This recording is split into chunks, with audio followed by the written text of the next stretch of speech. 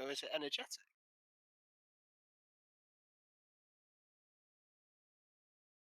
Oh.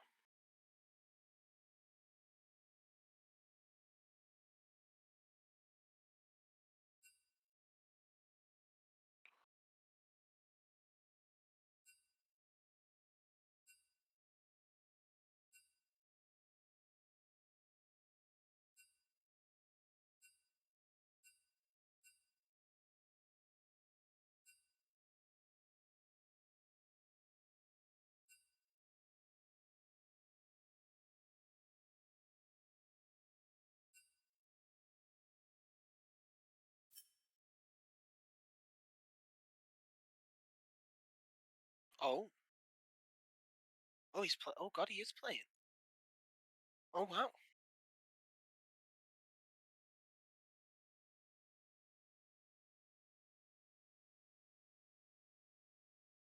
Mm.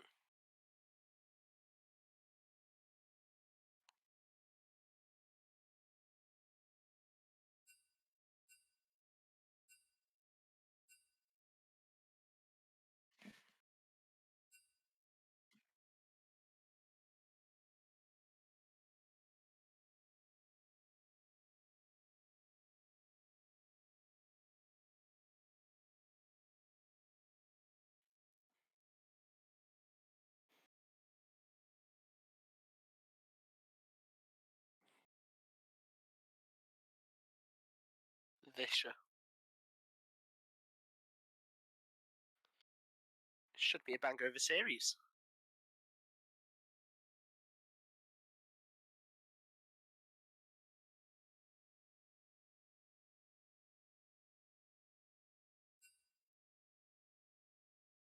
Mm. Yeah, an interesting move because I think Energetic's a support main, isn't he? And Tom is the top lane main, yet they've chosen the support main to go to the top lane. They've left their top lane main out.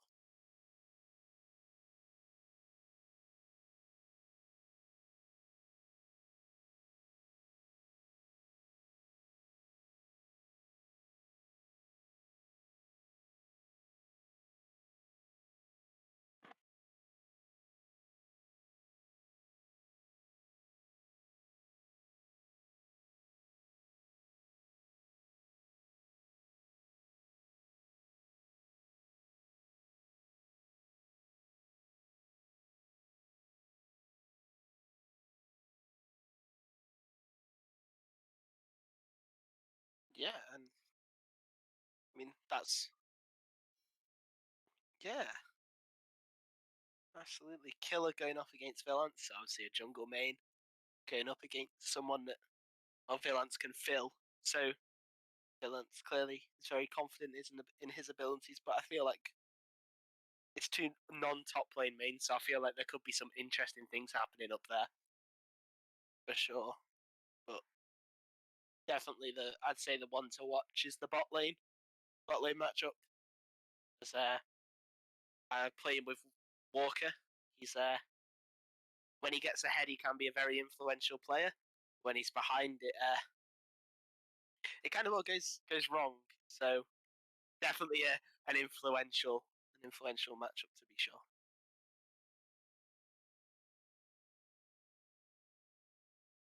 I believe.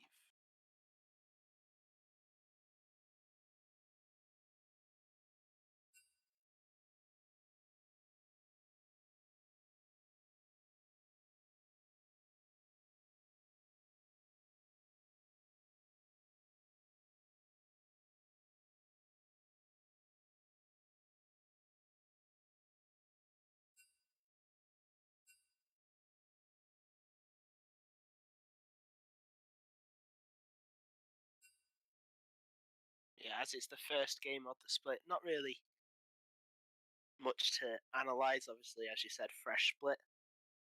People in there obviously change roles, can be practicing things, um, whilst out of the season, and can definitely lead to some not usually seen before picks. Hopefully, we will be seeing some of them. that haven't been picked before. But I don't think I've ever seen energetic play, so it will be nice to see a fresh face and a fresh style of League of Legends coming. Obviously,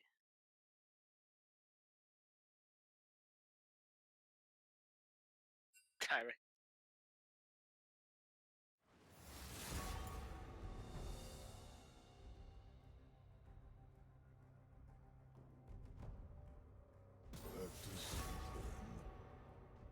The Galio.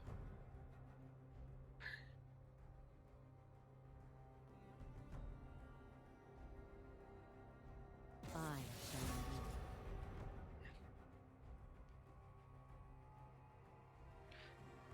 Yeah.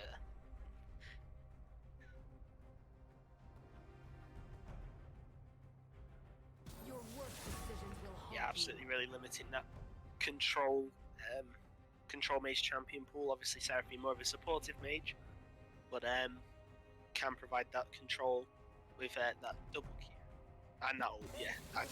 Just pressing R and destroying the team. But the Morgana ban, Morgana has been seeing a lot of play in the jungle and also in the support role, so Valence's team just deciding that they don't really want to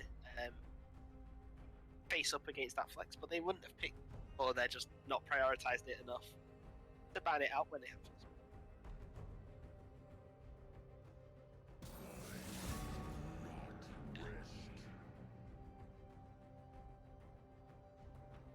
Yeah. right. Yeah.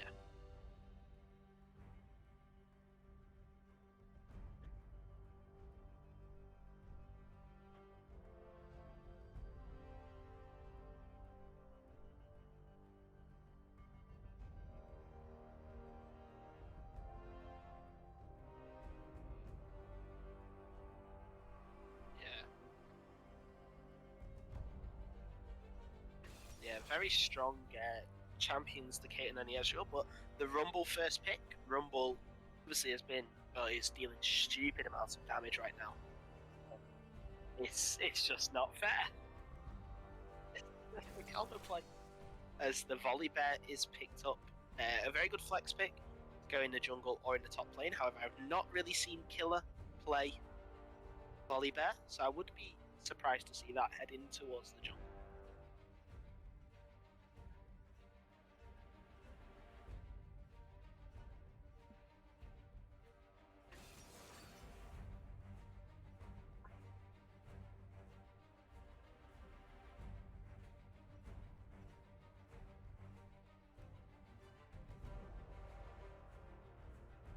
Yeah, absolutely, and it's the same with Rumble. Rumble has been seeing a lot of play in the jungle. I'm not sure why. I'm not sure how the buffs really impacted him in the jungle role. But the Lulu coming out as a response to the Volibear Kai'Sa.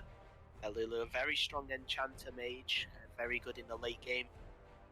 Could also go to the mid lane towards Andrew there, as he's known for his supportive mid lane.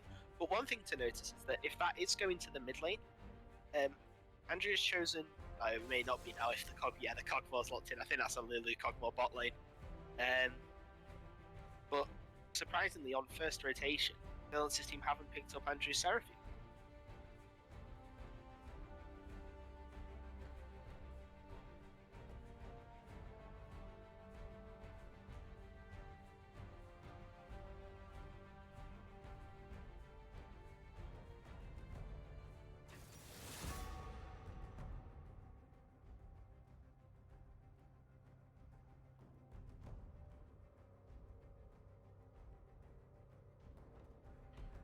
Yeah, absolutely. And a Thresh coming in to support the Kai'Sa. Thresh has a very good win rate against Lulu, I do know, in solo queue. But Seraphine ban, there we go. First ban, straight away. It was to be expected.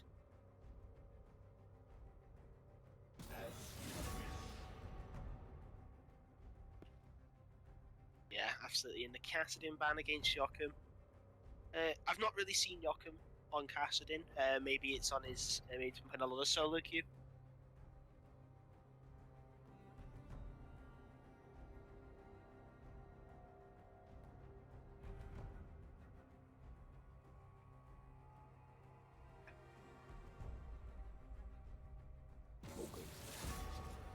Rammus against Villant. Rammus was hovered.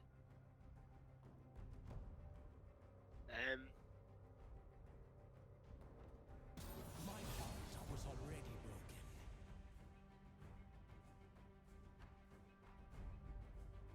Yeah. Lethality Kaiser is a thing, yeah, in the middle. Oh, AP Kaiser.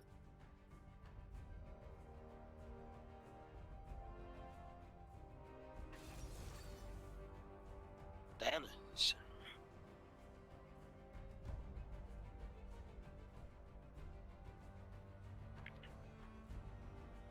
Yeah. You would rather obviously want to see it in the mid lane because it is a bit more potent, I believe, than the jungle. Obviously, the jungle does allow it to influence the side lanes, but I feel just Diana really focusing on mid lane, getting those kills, getting that early pressure, is a lot more impactful in terms of how the game can go. But the Gnar Rumble combo that we did see, so that is a Rumble jungle for Villant. And now we will see pretty much where everything's going here with this last pick. It may be a top lane pick, but I'd be very surprised not to see, because Killer's Graves is open, and I know he does like to take it really into any matchup. Oh, okay, that was a mispick.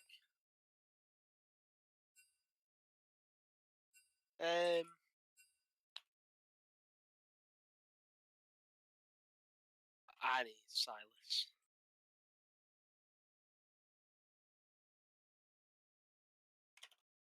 But that does give us time to discuss why Silas is probably one of the best picks here, because just of the amount of amazing ultimates that you can steal.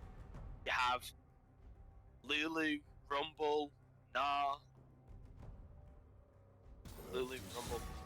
and Victor. 4 very, very good ultimates. I believe Lulu's one.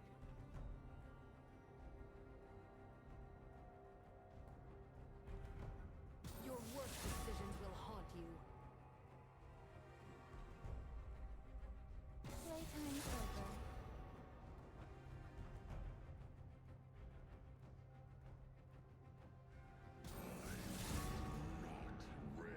You're scared. Good to know. Yeah. Yeah, absolutely.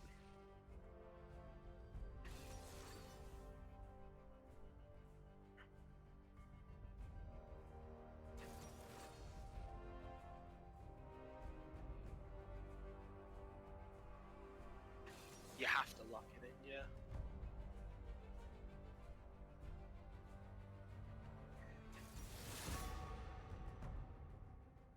Now I'm angry. Yeah, absolutely, and I agree with you there. I believe it does.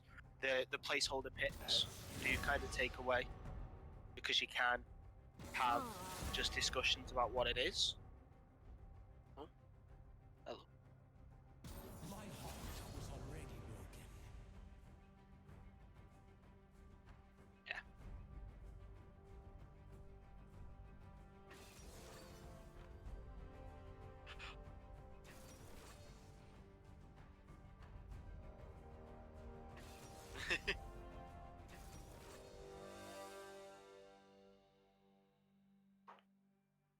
Yeah. Honestly, who do you think has won the draft here?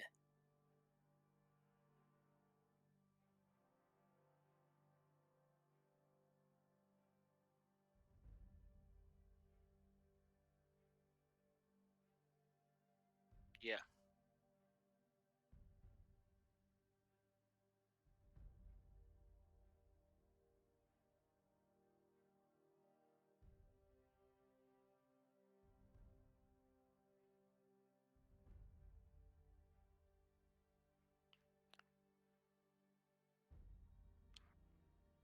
Yeah, and absolutely.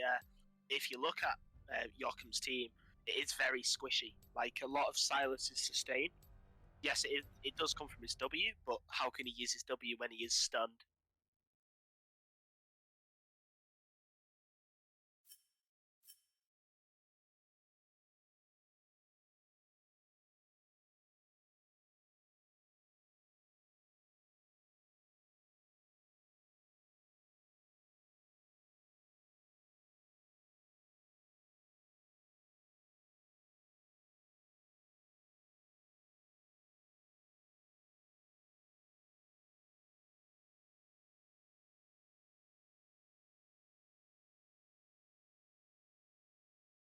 absolutely, you know.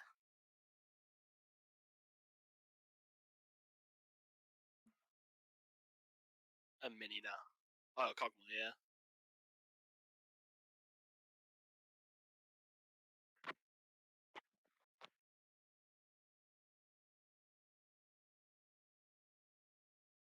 Yeah.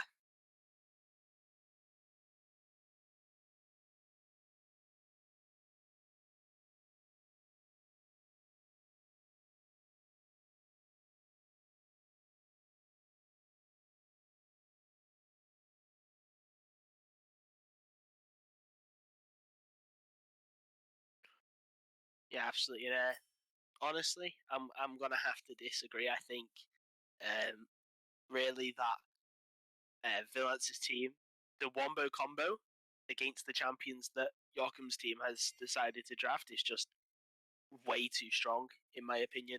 Like the Gnar ult, the Rumble ult is just enough to chunk anyone down on that team to half HP.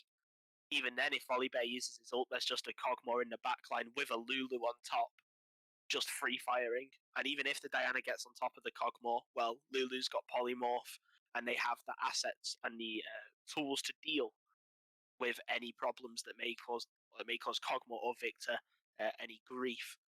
But you know, as you did say, that the Kai'Sa Thresh bot lane against a very very squishy duo lane in the Cogmore Lulu, if they can get snowballing, if they can get the kills, if they can get that pressure, if they can manipulate that wave uh, and do the correct wave management in order to get this Cogmore out of the game, then the combo becomes a lot weaker because purely that backup damage that you have if you don't get the one shot off the combo just isn't there. It's a 07 Cogmore with just a Kraken Slayer against a Kai'Sa with 3 items. Like, I mean, it's not gonna go very well. But I don't think that will happen. I think that the Cogmore Lulu, I mean, Rumble will probably be playing towards the bot side as well, um, just to make sure that Cogmore Lulu don't get harassed as much as possible in lane, and just provide that safety blanket for them to get to that level 6.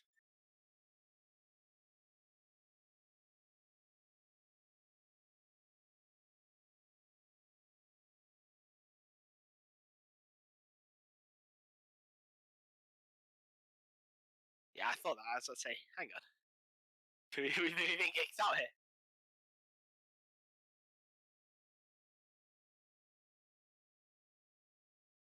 Ah, right, okay. Also, if you link the stream in the chat, and then I don't know the link. Oh, there we go. Oh, thank you, thank you. I'll pin that for next time. There we go. But we have now seen the drafts. We've had a little discussion about them. We've had a little discussion as well about where we think the a little discussion about whether action should be.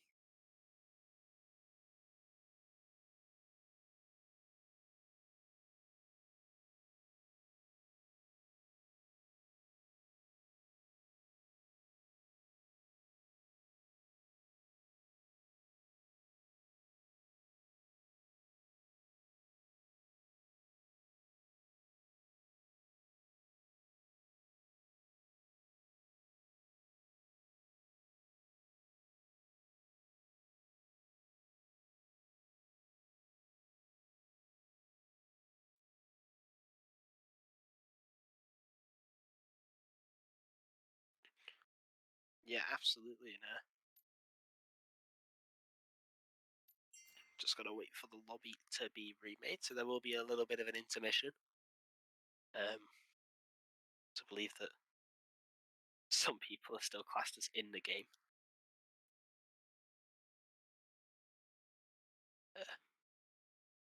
This may be where we have to, or they have to, like end the game before they can leave, and then we may be waiting here for about 15-20 minutes. Go.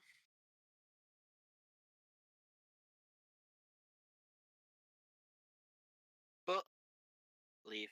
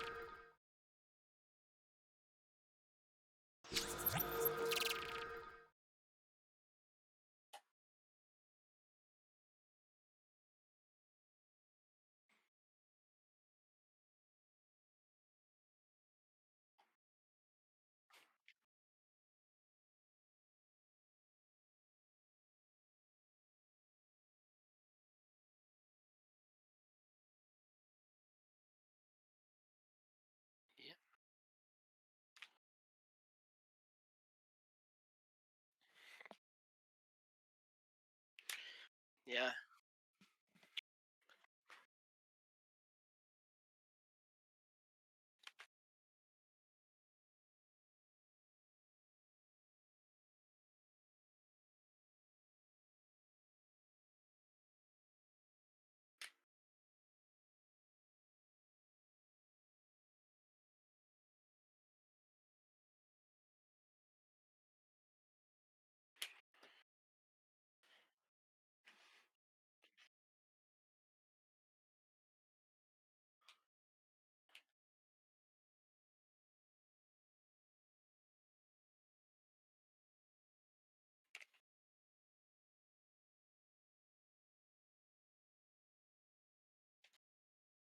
It's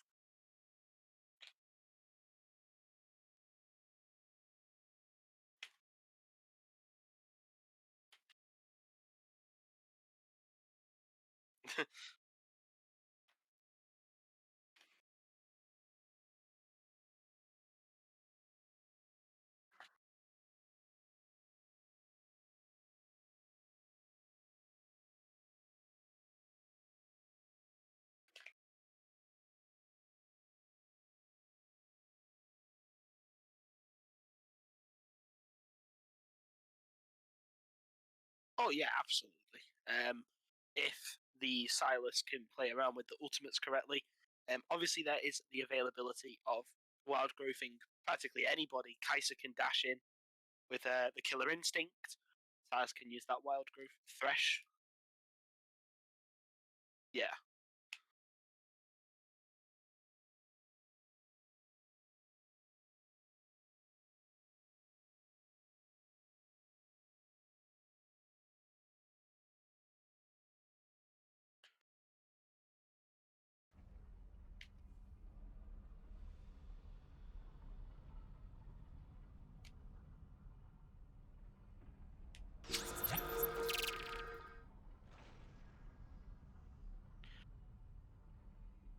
One thing that I am a bit sad to see is the Diana jungle.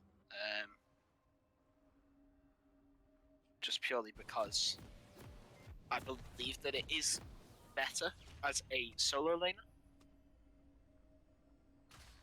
but the flex pick is available, and they did use the flex pick.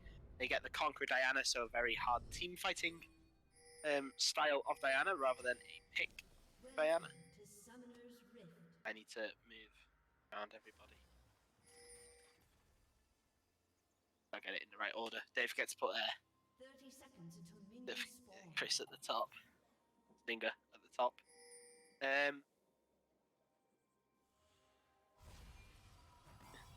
It doesn't really matter, but we do see the two very big covers from both sides. No way, really, no invades, no attempt to get award ins for jungle knowledge at all at the start, which you would like to see. There is a ward placed by Diana to cover her blue side, so that does mean that Diana is starting on the red side, so junglers are starting on the opposite side of the map.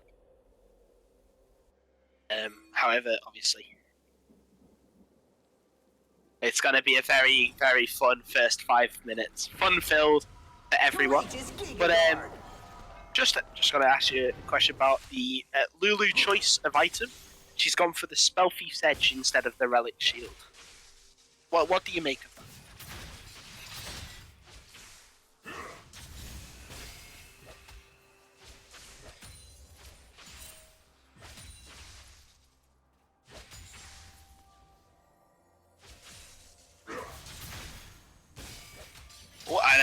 Andrew may go down here. Forced to burn the flash, so there's a lot of level 1s going on here. Banama goes for the hook. It does land onto Vischer, however the Guardian does come in, and Banama's taking a lot of damage though.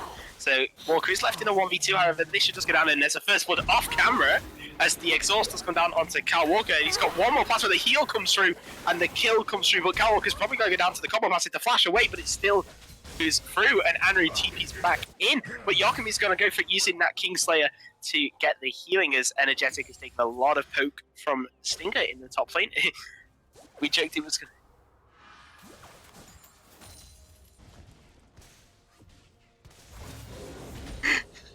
Yaku's team is a very aggressive start from both sides, really not wanting to leave anything out in the open, nowhere, really clearing the air on how they want to play the game, and seeing two aggressive sides go toe-to-toe is going to be truly fantastic.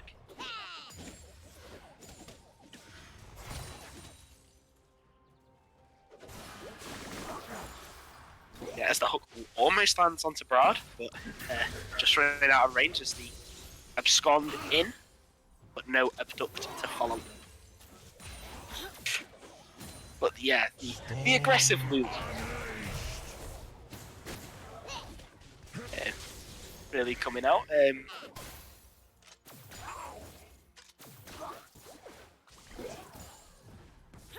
Yeah, I mean, we're watching lanes far left, right, and center. It's too much.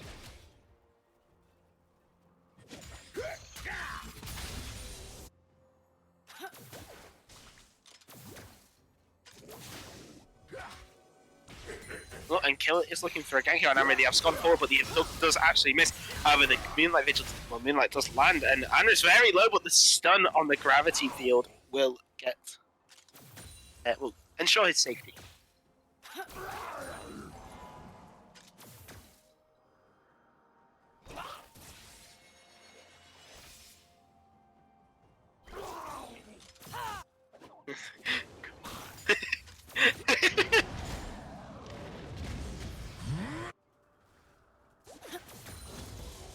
Oh, he is looking for something here. He does actually cancel the recall. Joachim has been caught looking in his shot.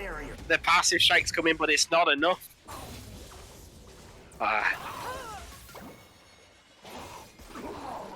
Yeah. I would do the same as the Void Seeker connects onto this. Oh!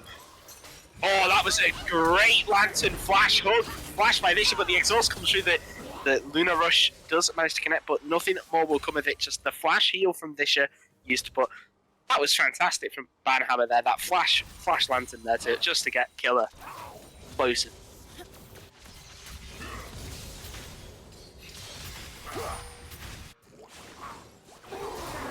Oh, and another lantern coming out. The polymorph comes in, and Nisha is very low. He's looking to get the kill. The hook does land. Hammer takes the kill, but there's no escape for you. You have no flash. You used it aggressively.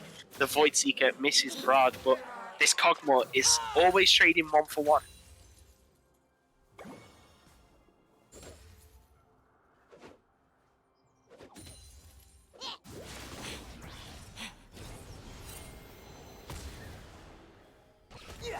Oh no, Kyle Walker, you have a ward, but he's not used it. However, the Absconder does miss as Villas picks up a kill onto Kyle Walker and just runs away just due to the overheat. However, did manage to get the flash out of Brad in the meantime.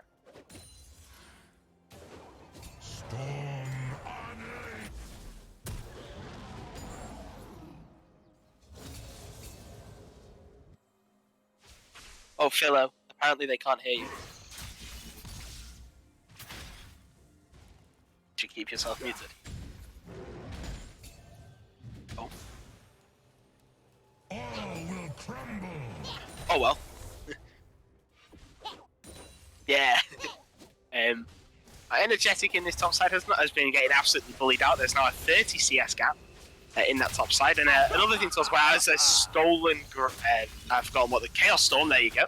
As Anre is forced to retreat due to that. However, Energetic has been absolutely bullied on this top side, and it was really to be expected in this matchup. Volibear, even though he does want to get that early pressure, that early those early kills to force out.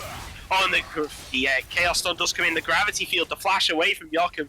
This could be a great 1v1 as Anre is he's stunned Joachim, but Chaos Storm does not deal enough damage. Both very low HP as Vilance is hovering around the mid lane. Boomerang toss will land onto Energetic. Low as Killer. Still only level 5 compared to Vilance's level 6 in the jungle. But the first back from Rumble seems very all over the place with that Dark Seal and amplifying tone.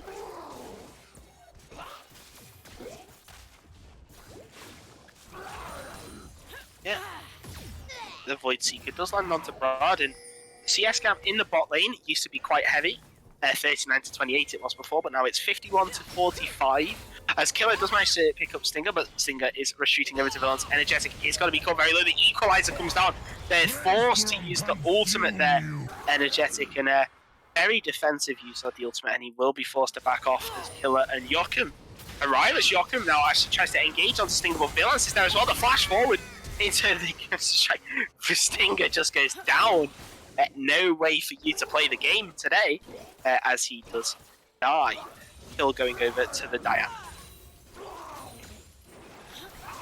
Not forgetting the deal as the hook does actually manage to land.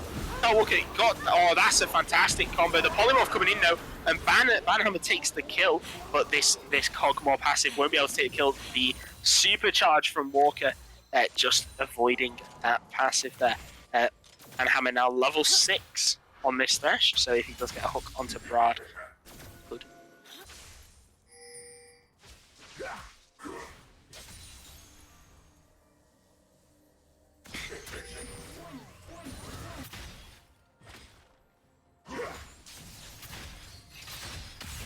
As Joachim actually engages onto Anre, the gravity field does go down, but not much else. It's just a trade, which Silas heavily wins, as Energetic is now starting to get a bit more energetic in this top lane. He's starting to take more aggressive trades onto Stinger, and Stinger, you're really going to be stinging after that one. Half HP, and most likely going to have to base. But yeah, hopefully the microphone issues are sorted. If they're not, let's see. Don't know what. Because they were working earlier on, but apparently not now. I wouldn't mind. I did actually do a test stream earlier on, so let's see. Hopefully it's now they are working. But yeah, so can see Banhammer opting to go. Oh, it's Energetic again. Just now starting to get a lot more aggressive. The Equalizer is thrown down by Villains. There's 2 Equalizers, so Joachim did steal one and kill it down to 4 HP as the flash forward from Energetic, forcing out the flash defensively from the Gnar. However, he does start rushing forward. Not enough though. As Gnar forced to back away. And Energetic, now he has those plated steel caps, and he's taking less damage from those trades. He's starting to really get a bit more confident in this lane. yeah. But as I was saying, I'm kind of hoping that he can play it confidently, because I know it is one of his main characters as of late, where he has basically picked up a lot of jungle time with Volley. So hopefully, that can be translated into a bit more of a better player in top lane, because he knows the character. He should know his limitations, but obviously that will be seen later on. Yeah, absolutely is. And Hammer now starting to get a little bit of vision control, destroying the control ward that Brad just placed. You always love to see supports getting a bit of vision control, but also, interestingly enough, Banhammer decided to go, I believe, at the commencing stopwatch rune, rather than buying the stopwatch of his own will. So maybe looking to be a bit more aggressive with the tower dive. Yeah. I mean, if it's if you're getting a free stopwatch, it saves you, what is it, 650 gold. So yeah.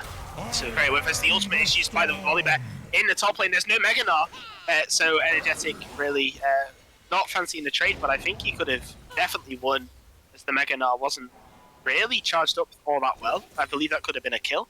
yeah. Energetic. I think what it was he did all his rotation, the ult, the stun, the call the storm and everything else, but then realised I haven't done enough damage here, and just decided to get out. Yeah, just left. He was like, all right, I'm out. As Diana is looking for a lane gank in the bot lane, as the Lantern is used. Now the Guardian is used, but Kyle Walker is very low, and that's a great ult to the backline as Bard. But now forcing to walk over on himself. That means this shit is very low, as Kyle Walker is just focusing down the Lulu and will pick up the kill. Very well played, a very good gank, a very good Lantern in by Banhammer to facilitate that. And this is what I was saying, Banhammer is currently playing on potentially his strongest support. So obviously, albeit I haven't seen it in a while, he could be rusty, but by the looks of it, I don't think so. Not as Joachim using that Chaos Storm very aggressively. in the mid lane as Rumble is taking the Raptors off Diana. So this could actually turn into a gank as the Night Camera just decided to go and show us the bot lane just showing in, getting more plates. Silas is going to steal the Raptors away from Rumble, and this could be a potential pick as Lulu is also coming in. The slow from the glitter dance, the gravity field comes in. There's a lantern there to take, and the flash away to stop Vischer getting anything. The hook does land, and Banhammer may have just given over his life as the living artillery does not connect, but it does connect now. The shutdown given over to Vischer. You know, you can dodge one, but all it needs is the little clip from the side of it to slow you down, and that's it. The rest of it is, you know, is after that. Very aggressive trade. In a poke from Stinger as he does reach Mega Gnar, using that Gnar, as I believe the ability is called, to just stun energetic into the wall. I love Gnar's ability. Like, you know, you've got great things such as Boulder Toss, Hyper, and then his ultimate's just called Gnar. As Killer is looking for a gank on said Gnar, he doesn't manage to hit that Crescent Strike. Oh wow, that is a lot of damage. So he actually did hit the Crescent Strike. What it was he didn't hit the explosion on the end. He hit it in transit, which still marks the target and allows you to, you know, do a lot. Like it's less damage, but it still allows you to set up for your ultimate, which is, I think that was his aim. Yeah, absolutely. And the Rift Herald spawned in the top lane just to try and help this Volibear relieve some pressure and also get the first turret. As Joachim has been caught out by Vilance, that's a lot of damage from the Rumble. No equalizer burned from the actual Rumble. The fake Rumble ultimate did come in. But it's, as you said, as we discussed, the Kai'Sa Thresh really snowballing this lane, it seems, as they have completed their mythics first. But Vischer and Brad keeping up well in terms of CS. Yeah, I mean, while the Kai'Sa has got less CS than the than the Kog'Maw, it does still. Oh no, there's the equalizer, but that's a great Scott to get him out of there. You're using that Kingslayer to try and get damage down, but the flamethrower is just too much with the Chaos Storm. He will fall. It's just a lot of dot damage. I don't think anyone can really get out from that. No, absolutely not. It's just not. It's not fair. The slow. As actually, interestingly enough, Silas has opted for Mercury Treads. Now, this was a discussion that I had with somebody that if you are against champions like the Rumble, which have an applied slow, it actually refreshes for as long as you're in the ultimate. So Mercury Treads, it reduces the time, but what time? Because it's constantly being reapplied. However, you do then also have Arden his 3 stuns in this kit, I believe. The 2 stuns in this kit. The Victor Chaos Storm, the Lulu Polymorphous. The Gnar actually does miss. The Thundering Smash coming down and stunning Stinger, but the flash in by Villains. Hammer is being focused here as the TP is coming in from Joachim. The wild growth on Villains does cause Hammer to be locked down as Joachim is on the backline now. Vischer using the heal as a TP coming in from the Victor as well to follow up, as that is a great moon strike from Diana. Kyle Walker managed to pick up the kill, but the wild growth used on Kyle Walker to keep him alive as the living artillery issues as the equalizer comes down, forcing out the flash from Killer, and that will be the end of that. A lot burn and only a killer piece. Again, it still seems at this moment in time that whilst Vilance's team are being, they're trying to claw it back. It's, Henry. Oh no, Henry's gonna get down this. That's the plasma strike as Joachim does go very low. Revictor picks up the kill with the Chaos Storm as the living artillery only just misses Kyle Walker as the Void Seeker does connect. However, the living artillery 214 damage. There's a lantern for the shield, but it was a bit late. However, Van Hammer was waiting patiently for his ADC. The end of that. Yeah, I mean, I think they were kind of hoping for Banhammer to dive in on him and maybe drag back the Kai'Sa, but you know, obviously the Kaiser was only there for the shield. He was way gone by the time the Q got thrown out. Yeah, absolutely. And interestingly enough, Diana has not opted to go for a mythic for the first time, as that's a great flash. Landed as Brod. Oh, and misses the flay, and the hook actually does manage to land. Does land on the moonfall. Misses the great flash by Brod there, just to deny ultimate. However, as I was just saying, Diana has not opted for a mythic. What mythic would you like to see her opt for this game? See, now, Diana's a weird champion for me, so I don't see... She wouldn't go with the typical ones, but I'm thinking maybe... Is it the Night Harvester? Yeah. So Night Harvester, or... and I always forget this one, but there's one... It scales damage the longer you're in a fight. Now, for someone like Diana, who can throw out a Q, then throw out... That was very sad. He was baited into that. Yeah. I do feel sorry for him, but that was a clean bait. But yeah, there's I forget the name of the item, but there's an item for Riftmaker. Yes, Riftmaker. That's the one. So it scales the longer the fight's on, which with someone like Diana, she can throw a Q in, then dive in, then put her shield up, then use her ult, so that all that time, that could be over the span of 10-15 seconds, so that damage can then scale up. So I don't know where she would go with this, though. If it was me, it probably would be nice, short and sweet, go with the Night Harvester.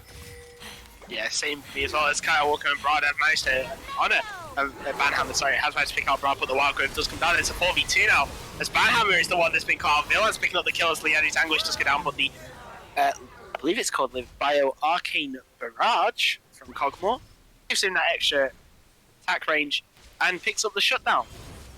It is. And this is what I was saying before. That's one of the sort of bonuses that he does have, is he can use these abilities to potentially get him. Basically, yeah, it's just so. Finishing the thought before I lose it.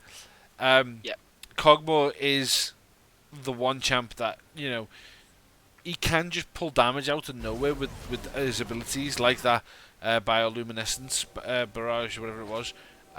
Whereas, you know, versus other champions, they need the items, and whereas he uses the items and his abilities, if that makes sense. A lot of ADCs tend to be just auto attack damage with sort of very item dependent. Yeah. But yeah, so. Yeah, it's a small fight for the Rift Score as the stolen equalizer with the Everfrost does come down, but Villance with the Night Harvester, that extra move speed as the TP comes in from Stinger in Meganar will secure this streak, I believe. As the stun does land onto the Silas, however, they're not giving this up without some form of fight, as Walker is there, but the blue team have managed to slay the Dragon as Villance using that equalizer on top of it. It's only getting Banhammer though. The Chaos Storm does come down and manage to pick up the Volley Bear. The Locket, the Outlaw is used. This has been caught out with the Wild Growth coming in. Now he's staying alive though. How is he staying alive? As it's just a wipe. As they literally managed to pick up one of the kills. Don't know how she managed that, but Silas in full retreat. This was what I was saying during Champ Selections, that Yeah. if the dive doesn't work, or if they get ahead in some form, then it's just too much.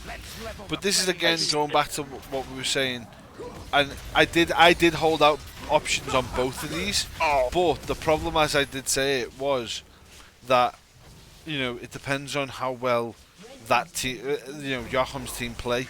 Now, in the last 5 minutes, we've went from Joachim's team having a dominating score to being constantly caught out, and the score is now flipped.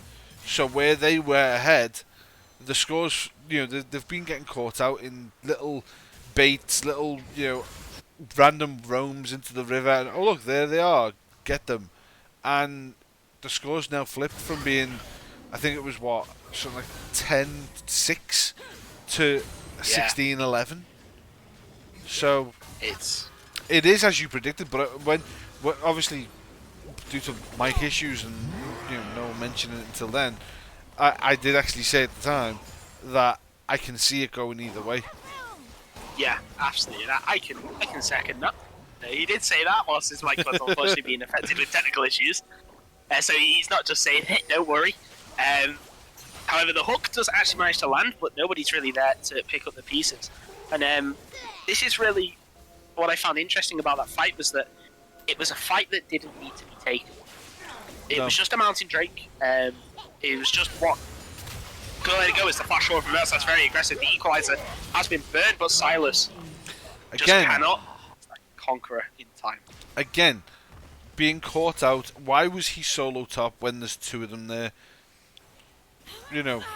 I understand when it's a 1v1. Yeah, he might have had the potential to take them on, but versing, Stinger, who's at this point, let's be honest, he's got the second highest farm on their team. And he's going up against a 1-4 Silas. Yeah, in terms of how the lane states have played out, I would say out of all the laners, he's probably the best that Villance's team has had to offer so far. Obviously, Villance in the jungle has had a massive impact on this rumble. The equalizers that he's had have been amazing, really fight changing, in my opinion. But yeah, Stinger on this Gnar has just been performing very admirably, and there was whilst you were discussing your thoughts, there was a dive that happened there. But okay, he did get a bit outplayed, but he still managed to survive by using his knowledge of the champion to get out. And I find that to be where, well, Joachim at 1-4 or 1-3 at the time really shouldn't be looking to take that 1v1, even if it was just a 1v1. But this is like what I'm saying is, Joachim is going for. He went up top, okay, to get the extra farm. He's back up there at the moment, but let's look at his stats. He's a 1-4 Silas. If anyone, being honest here, if anyone from Rumble, Gnar, or even the Cogmore at this point go up to him, I would expect him to pull back. Because, like I said, that Cogmore can pull damage out of just a very quick W. And as long as he can slow him down with his E, there's no... sorry. Yeah, he's got... I know he's got his Q, which can basically reduce your armor. He's got his slow, and then he's got his W to increase his range.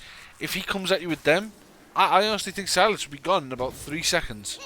And as well, one little thing that not really many people, well, more main 12, but not many people know about Cogmore is that his Q has a passive where it increases his attack speed. Yeah. So, no matter what, it's a lose-lose.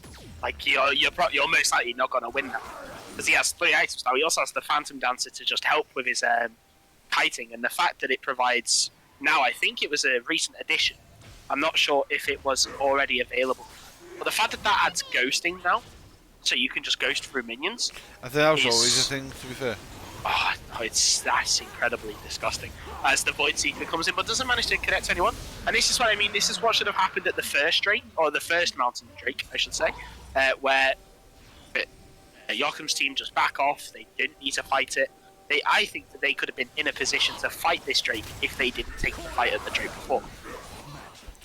But again, I think Joachim's team are falling behind purely due to the fact that they got caught out. They've basically, I feel like they've given up too much now, so they need to essentially not be taking fights like that. Yeah.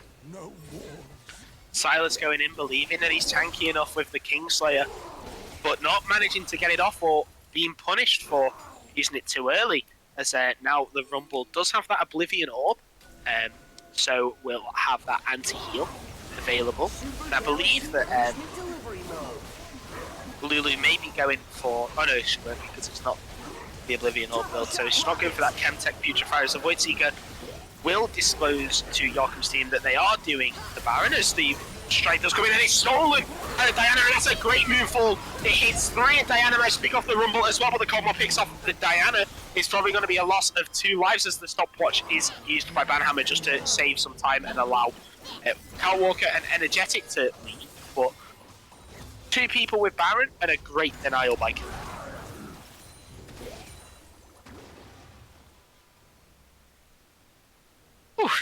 Yeah, so I mean, obviously that was a fight of necessity. They needed to try and challenge it, try and get at least a steal off. But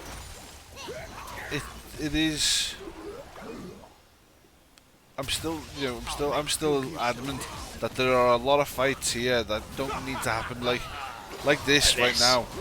Oh, as the Sunshine comes in, it's a double warfare. It's getting a Walker has to pick up Brock, but Disha is still there, and Yorker is managing to. Well, it's been picked off actually, as Disha is just kiting back, and Nar steals the kill. Could have been an amazing triple kill for the Cogmore, but in the end, what's surprising to me is that the Turbo Cam tank wasn't procced to get the slow onto Disha, so that he couldn't kite as much as the leap forward is used by Stinger. However, there is no hook as Killer is onto the backline. The move forward will be used. That's a lot of healing as the Locky goes down and the shutdown goes over to Killer, and that Triumph proc comes in and he manages to pick off Nar as well. What a Locket! That Locket saved. That's a 1200 shutdown right there. That is a hefty shutdown for a Diana. Yeah, absolutely, and that actually, before Diana was down in gold, but that actually swings the gold into her favour in terms of the jungle matchup. Despite being down in CS, she has managed to find those shutdown picks. I believe every single time in this mid to late game that Cogmore has died, it has been because of this Diana. Yeah. I mean, and, Diana, I'll be honest, the Diana's been very sort of crucial in a lot of their ganks. My only thing is, though, is she crucial enough to swing this game back in their favour? I would say so. Because she can provide, I mean, not completely, she will need the support of her team, because the Kai'Sa will have to play that assassination role, like we did just see Cal Walker using that killer instinct into the backline to pick off the Lulu before anything could really go down onto the Cogmore. We'll have to see a lot of that for the Diana to be able to do what she wants. But it's still positive signs for Joachim's team, very positive signs, even though the mid laner is 1-6 and 4. Yeah, I mean, he is the weak point of the team right now. Even, I mean, I know it's not fair to say, but the 131 CS 03 and 1 Volley Bear has actually done more for the team, because he didn't feed the Gnar. Okay, the Gnar has had a lot of CS, but we've noticed now in the past 5-10 minutes that the Gnar's CSing has dropped considerably because he's grouping more with the team. And if he had, I mean, if the Volley Bear had even just 1 or 2 more deaths to the Gnar, then that Gnar could be an actual major problem for Joachim's team. That's it. I mean, Stinger's Gnar is pretty good, but as you say, it's still nowhere near where it could have been if Energetic had played poorly. Yes, it has. The Sky Splitter does land onto 3. The Blood Pay damage is an equalizer, is just denying Joachim's team a place to go in as the Stormbringer is used, but Volleybear's on his end. The flash forward by Vanhammer lands the hook onto Brad, I believe it was actually, as the move forward does come in, and that's a lot of damage, but the Wild Grave has to be used onto Cogmore. There's no vision in that push as Joachim will fall as well. Maybe no, he doesn't. He uses the Kingslayer to get a lot of HP back as Kyle Walker is now on his own. That's a great killer instinct to provide the shield, but the Gravity Well will come through, and Rumble picks off the last, an ace coming out for Valance's team. And that is Soul. This Cogmore is now unkillable.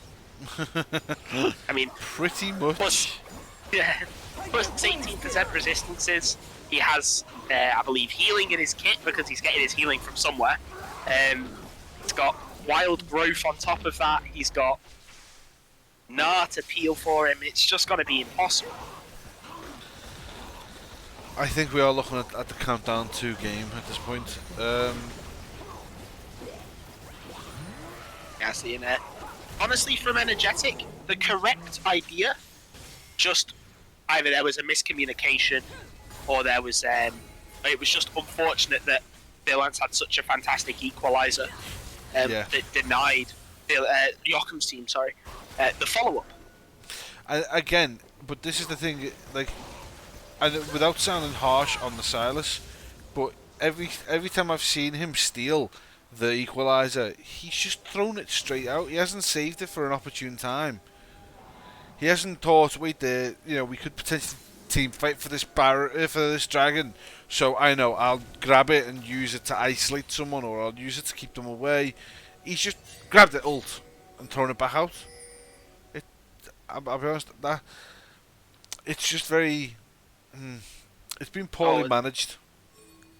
And there's a death bush being set up here. Seems very desperate from Joachim's team, as Disha and Anre are on the top side as well. And there's an equalizer. They knew it was coming, but he don't actually land. The equalizer does go down. I believe it's the second equalizer as Broad does go down. Now there's nothing for Disha, but Disha's just on the other side of the wall. He's getting a double kill for Killer, for Cal Walker. Cal Walker is knocked very low, and Banhammer falls as well. And it's a great living artillery as Cal Walker does fall. Joachim forces the Kingslayer. Otherwise, he will die to the tower shot, and there's a double kill for two people, for Cogmore and for Victor. Now, Energetic Killer does get a Lunar Rush in, and that's a stun as they show develops very well. It's the shutdown onto Killer. Anre is now embraced, but he doesn't use his great beam of whatever, as Energetic is now forced to be on the run, the flash away to dodge the gravity field. And there's a TP coming in from the Gnar into the bot lane to try and end the game, as Anre is running after Energetic. I feel like we're watching the scene of Benny Hill. Stinger is just ending the game. He's no fun Larry. Just wants this game to be over and to move on to the next one.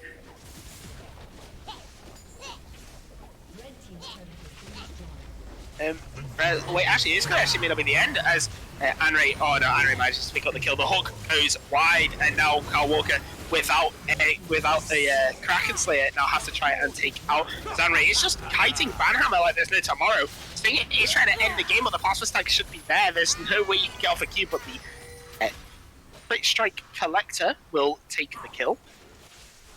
However, this really now should be a free Baron for Vilance's team.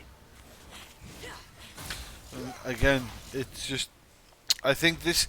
I still stand by the Joachim's team had the potential. They just got caught out way too much, and that was what gave Vilance's team. I mean, don't get me wrong. I am not taking this away from Vilance in any way. Their team did set up a lot of good baits.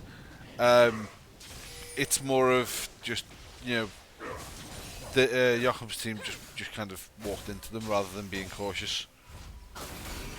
Yeah, I've seen. Really, actually, one thing to point out as well, as you were saying before, about not holding on to that Rumble Ultimate. Well, I mean, it's very questionable as to why the Silas is not holding on to that Rumble Ultimate to connect with the Moonfall of Diana, because if Diana even just gets a two-man Moonfall, that's still two men getting affected by the stolen Equalizer, and with the amount of AP that Silas is building, that's a lot of damage. I know, but this is, as I said, the team... Energetic's just being absolutely done in. The Equalizer comes down, he's dead, and Hammer's soon to follow. It's a double kill for the Rumble, and yeah, as you said, Joachim's team had just been caught out too many times. Yeah, this is it. They're getting caught out too many times, and from the looks of it, there's no sort of team synergy. I mean, think about that early game lane down bottom with Thresh and Kai'Sa, with the Diana. That was a lot of synergy right there. They worked well. They did everything right. And actually says this actually could go very bad though. There you go. Okay, carry on. Yeah, and look at the team fights now. From their 3-man team synergy was actually stronger than the 5-man team synergy. Figure that out.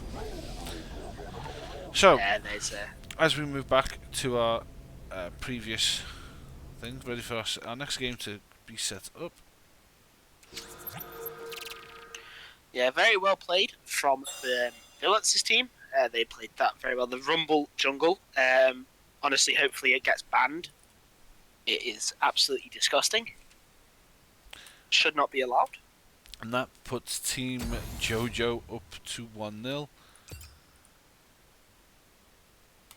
And what we'll do is, while we wait for the teams to get themselves back ready to go for the second round, we will be having Team Deruvehide moving on to the blue side, and Team JoJo moving on to the red side.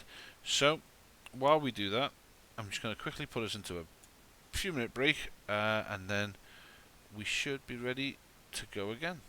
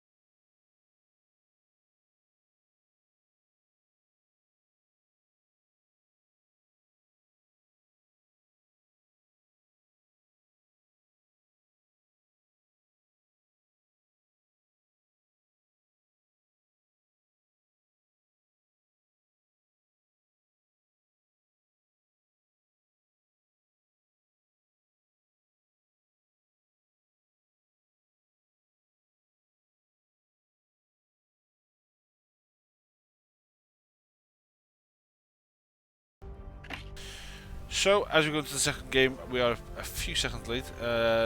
We have had 3 bans out for either side. We've got, coming from Joachim's team, we've got Andre's Anivia ban, we've got a Rumble ban and an Ezreal ban.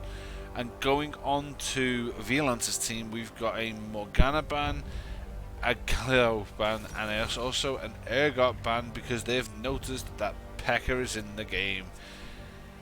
Well, we are back to this, guys. It's a new season, it is a new game, and we're already banning the Ergot. Well, Tom is a very, very accomplished Ergot player. He is.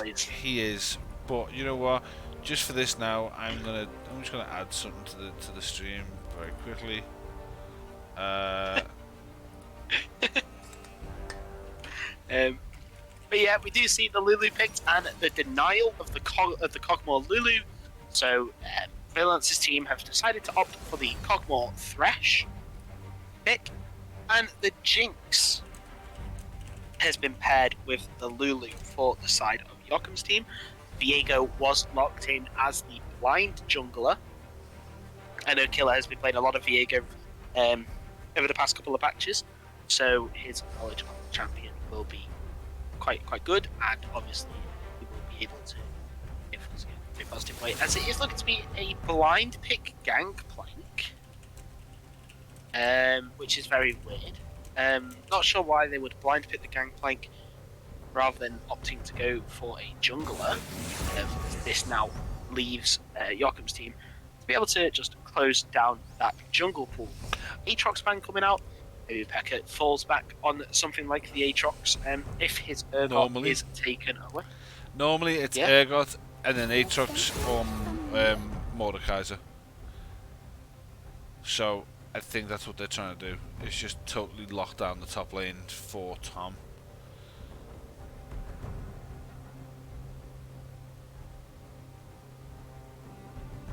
Yeah, and we do see the Lilia ban as well. So yeah, as I said, just denying the jungle pool against the Viego. The Kassadin ban away from Joachim. Joachim, a very accomplished Kassadin player. I believe the last time he was allowed the Kassadin, it got to level 16 and started just absolutely destroying our team, which was very sad. Yeah, there it goes. They are really bullying Andre here. You don't get any of your picks. However, the Victor is still open. The Victor is still open. So unless they grab it now, you never know. They might grab it for the mid lane on Joachim's team. Yeah. Interestingly enough to me, it was they allowed the Gangplank was blind picked. Yeah, I mean, I don't know where that's going, to be honest. Volley bet? No, that's Vlance volley. Yeah, Gangplank top lane. Or it could be Gangplank mid. It could be. It could be. I mean, obviously, the Thresh has been picked. Now, is this a call out to Banhammer? You know, I see your Thresh. Now let me show you how you really Thresh, because Banhammer's also picked the Lulu, I'm assuming. So this could be the ultimate in mirror matches. Like, you know, I see you play Thresh, I'll raise you, I'll play your Lulu. Haha. I will double down. I will show you how to really play the matchup. As I feel the Xerath has been locked in, and I feel like this Vayne is most likely going to be a placeholder pick. That's going to be a top lane Vayne. No, it's not. It's going to be an Ornn. The swap at the last second. He has the champion. Woo! The Ornn coming in, so a lot of poke coming out from the side of Joachim's team, the Xerath and the Jinx. And Gwen being hovered. Now, I would be very, very surprised if this is a Gwen pick. But yeah, this is really just going to be a mid lane counter pick. I believe that may have been why Stinger just decided that he wanted to take the Gangplank early. Oh no. And we are going to be backing out while somebody fixes something. It's another placeholder pick. Well, I just want to wonder what the pick is. I guess we will see it when they come back.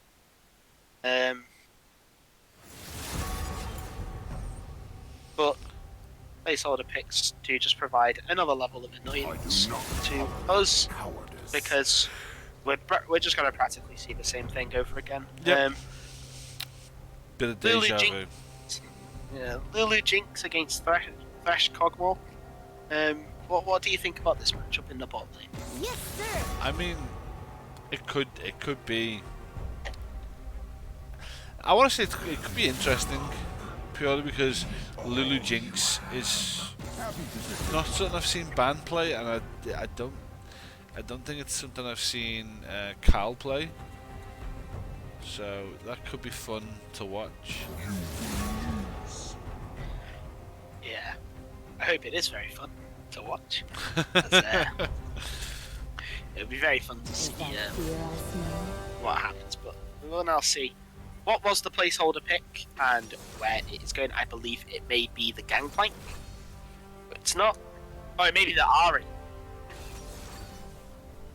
Yeah, it was the Ari. Yeah, the last pick was the Ari. Wait, but that mean what? So if Ari was the placeholder pick, Yep. then does that mean that's Volibear mid? I don't know. Or maybe Volibear was the placeholder. Right, okay. We'll see. We will see. We'll see. Obviously, when we get the confirmation. Oh, Volley was the lock-ins. placeholder. Sorry, our chat is lit up with information for us. The last time Banhammer played Lulu was in season 5, and Volley was the placeholder pick. Well, Banhammer, champ hasn't changed much. Don't worry. Just the build may have changed slightly from when you last played it. Just very slightly. It's a sleeper champ. Being forced onto it. Yeah. Yeah. More of a dog person, huh? No cure for fools. I just said that I think it's actually going to be a anything you can do I can do better pick. We'll treat it like that.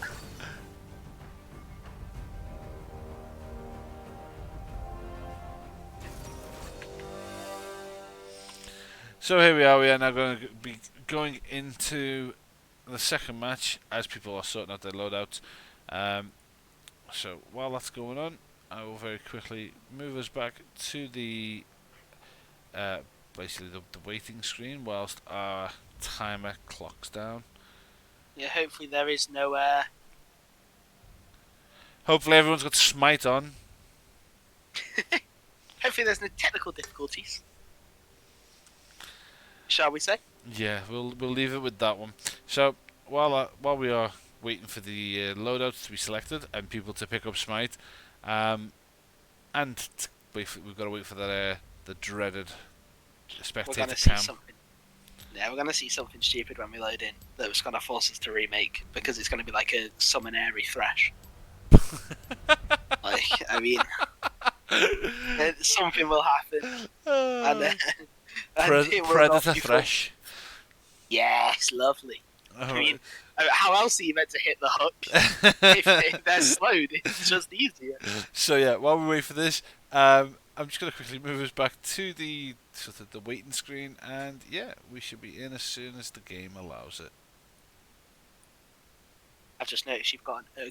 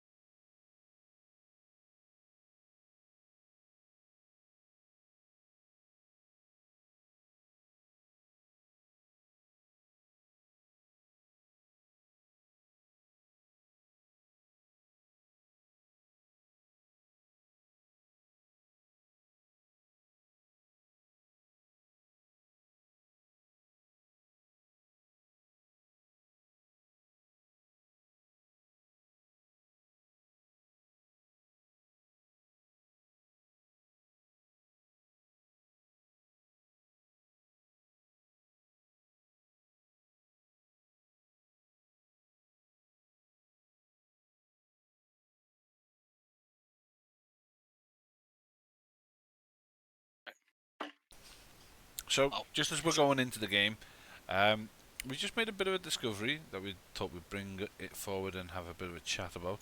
So, as I bring up the in-game client, Indeed. here we go. When it wants to. There you go. There we go.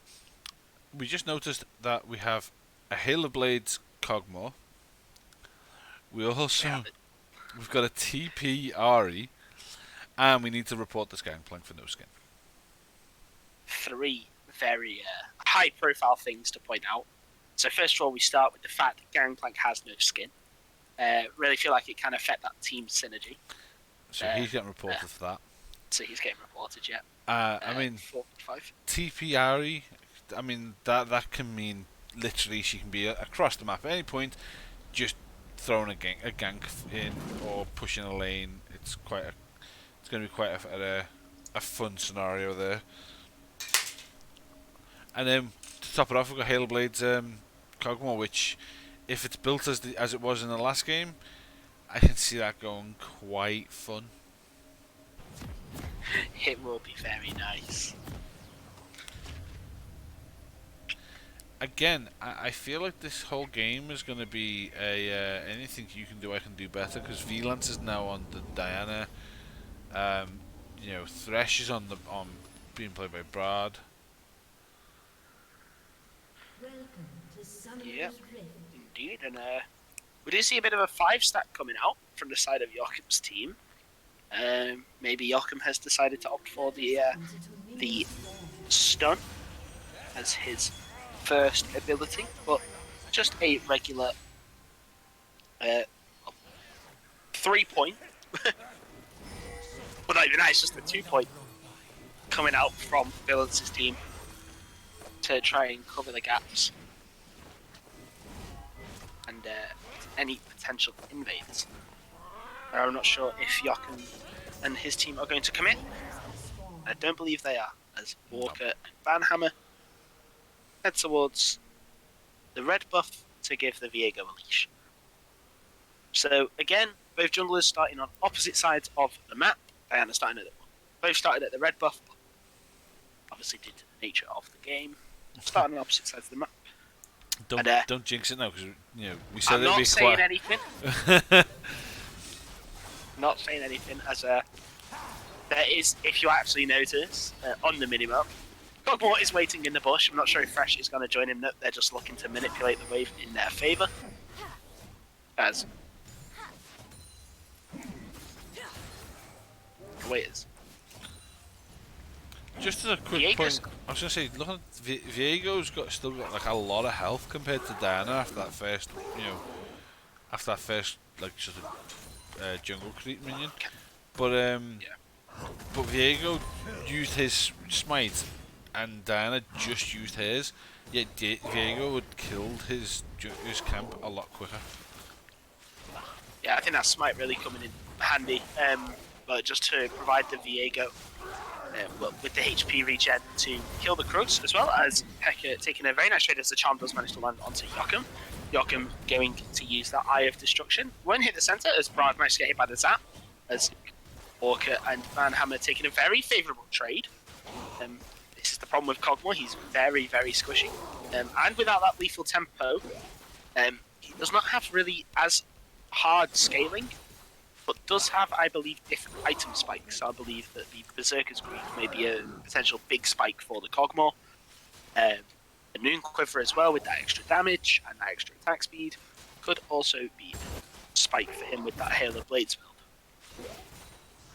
But Brad standing forward as Pekka managed to get a nice trade, as the help picks from Banhammer will help Walker, as it is looking at the heal being burned and the exhaust will go down. Brad is sad as the flash gets forced and the rocket will connect, and the exhaust is just a little bit too late as the help picks does come out. The minigun form will come out, and as a zap, the hook won't land, forcing out the heal. All summoners have been used other than Thresh Flash. But a very strong first blood beyond. Pekka takes a trade onto Stinger. This could actually be very good as there's no mana on that Gangplank, but with a lot of damage going. Now this is what we were discussing during the break. I actually think Pekka is the stronger top lane, even though his overall league rank isn't.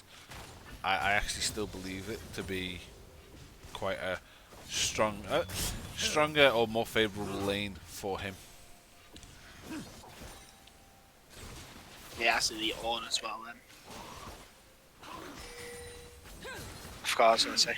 But Diana is coming in onto gang onto Banana with the flash forward, and the hook will land a kill for Villans on this Diana.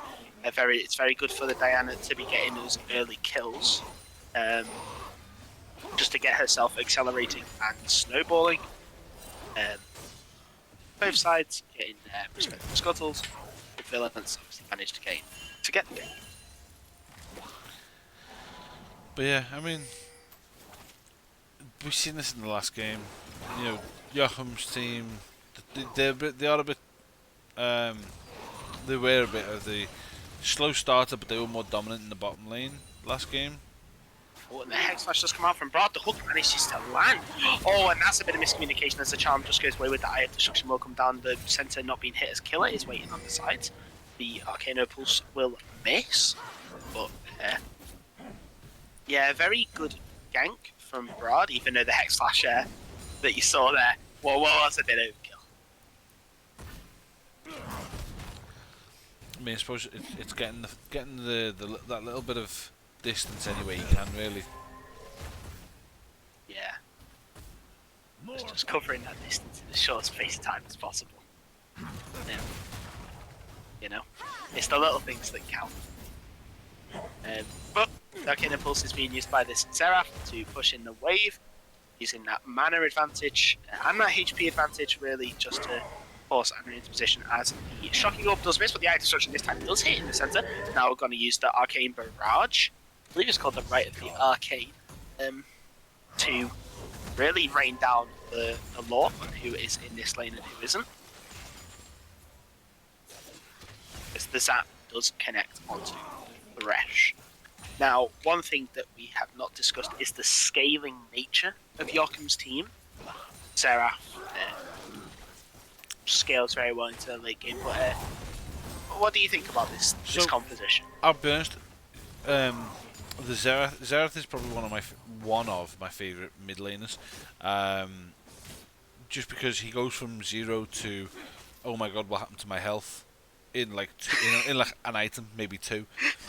I mean, I've played him plenty in ARAM where you go back, you get your item, come back to lane, one fully charged Q, and you wipe out 3 people's health bars, and it's just like, wait, what happened to them? They were there a second ago. But you know, it is still a strong champ for the mid lane. Going up against an Ahri does have the mobility, which can help her, but again, if you catch her without it or just stun her, she's useless. Well, you know, she's pretty. She is a pretty slow moving champ. It's where she's got a dash for an ultimate. I mean, she can always pop up a W to get the speed boost, but it's not that great. So, I mean, again, Joachim's team, I kind of like this lineup, but it is again falling down to as long as we don't see a repeat of last game. Yeah, and I feel like Joachim this time is on a less explosive champion that really needs to thrive off his early game, as the airborne does land onto Stinger. I believe he did use that, remove scurvy, or as I like to call it, eating the orange, to just decide to, oh, I've been hit by this massive rock and I'm stunned for 3 seconds, and now I'll just eat this orange and it's gone.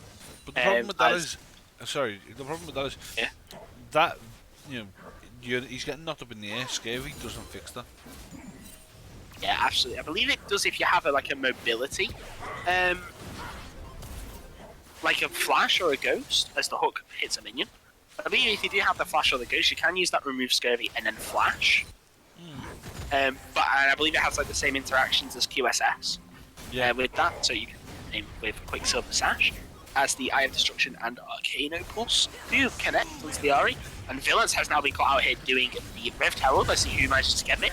I'm not sure who managed to get it, but as Villains does like to pick it up, there we go, but the Right of the Arcane does come in, the Moonfall will come in, and that's a lot of damage, but Killer using that Harrowed Path to give himself that bonus attack speed, along with the Spectral Maw to get the kill.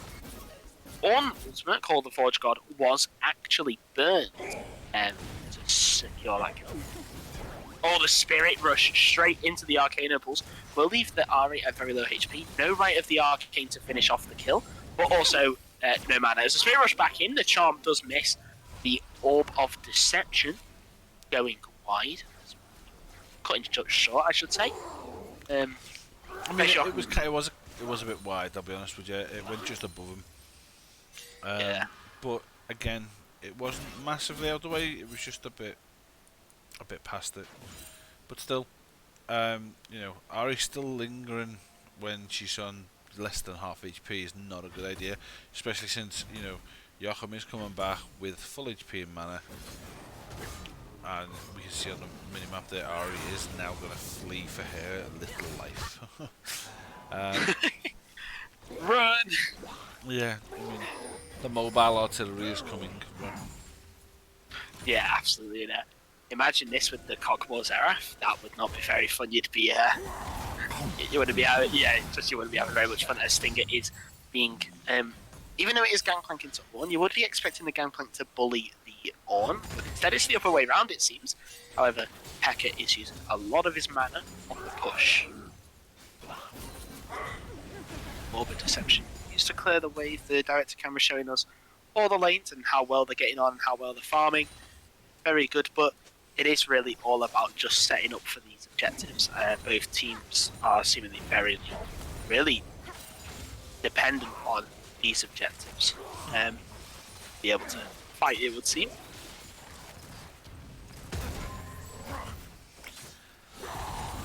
The most action we've seen is in the top lane as Pekka takes a tower shot just to get that trade off. The parley being used to grasp the undying.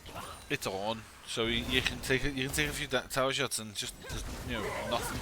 Or the flash charm, Villain's using that rush to come in the Pale Rush. I know he's taking a lot of damage, and he may fall here. The ultimate being used by the Killer just to dash through, and waiting for that vision onto Villain's using that Right of the Arcane to actually get a kill. And it's a double kill for the Viego as Ornn is taking a very nice trade. The hook lands onto Skywalker, the flash to not hit the box, the exhaust, and the Bio Arcane Barrage.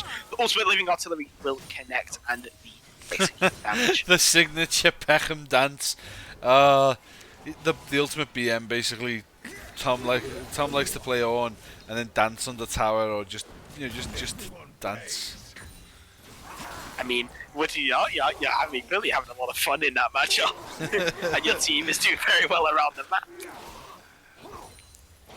So both Sunders going down on the Jinx, but still the kill being picked up by the Cogmore, and that can be very, very big for Valence's team. Obviously, the Cogmore now 11 CS ahead.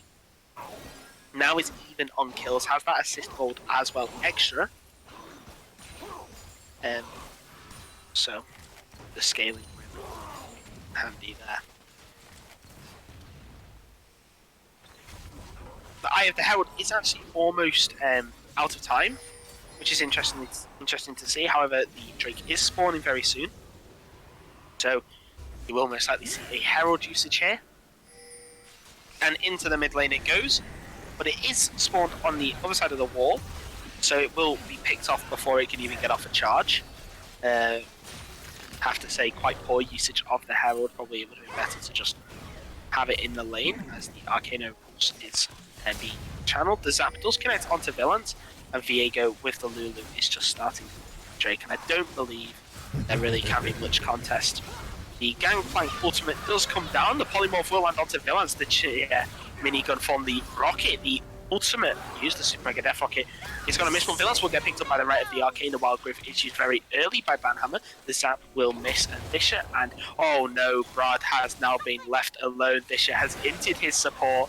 There we go, there's the slow, the heal is not enough. Carl Walker manages to pick up the kill onto the Thresh, and Vischer will just walk away, but all fault is on the Cogmore there.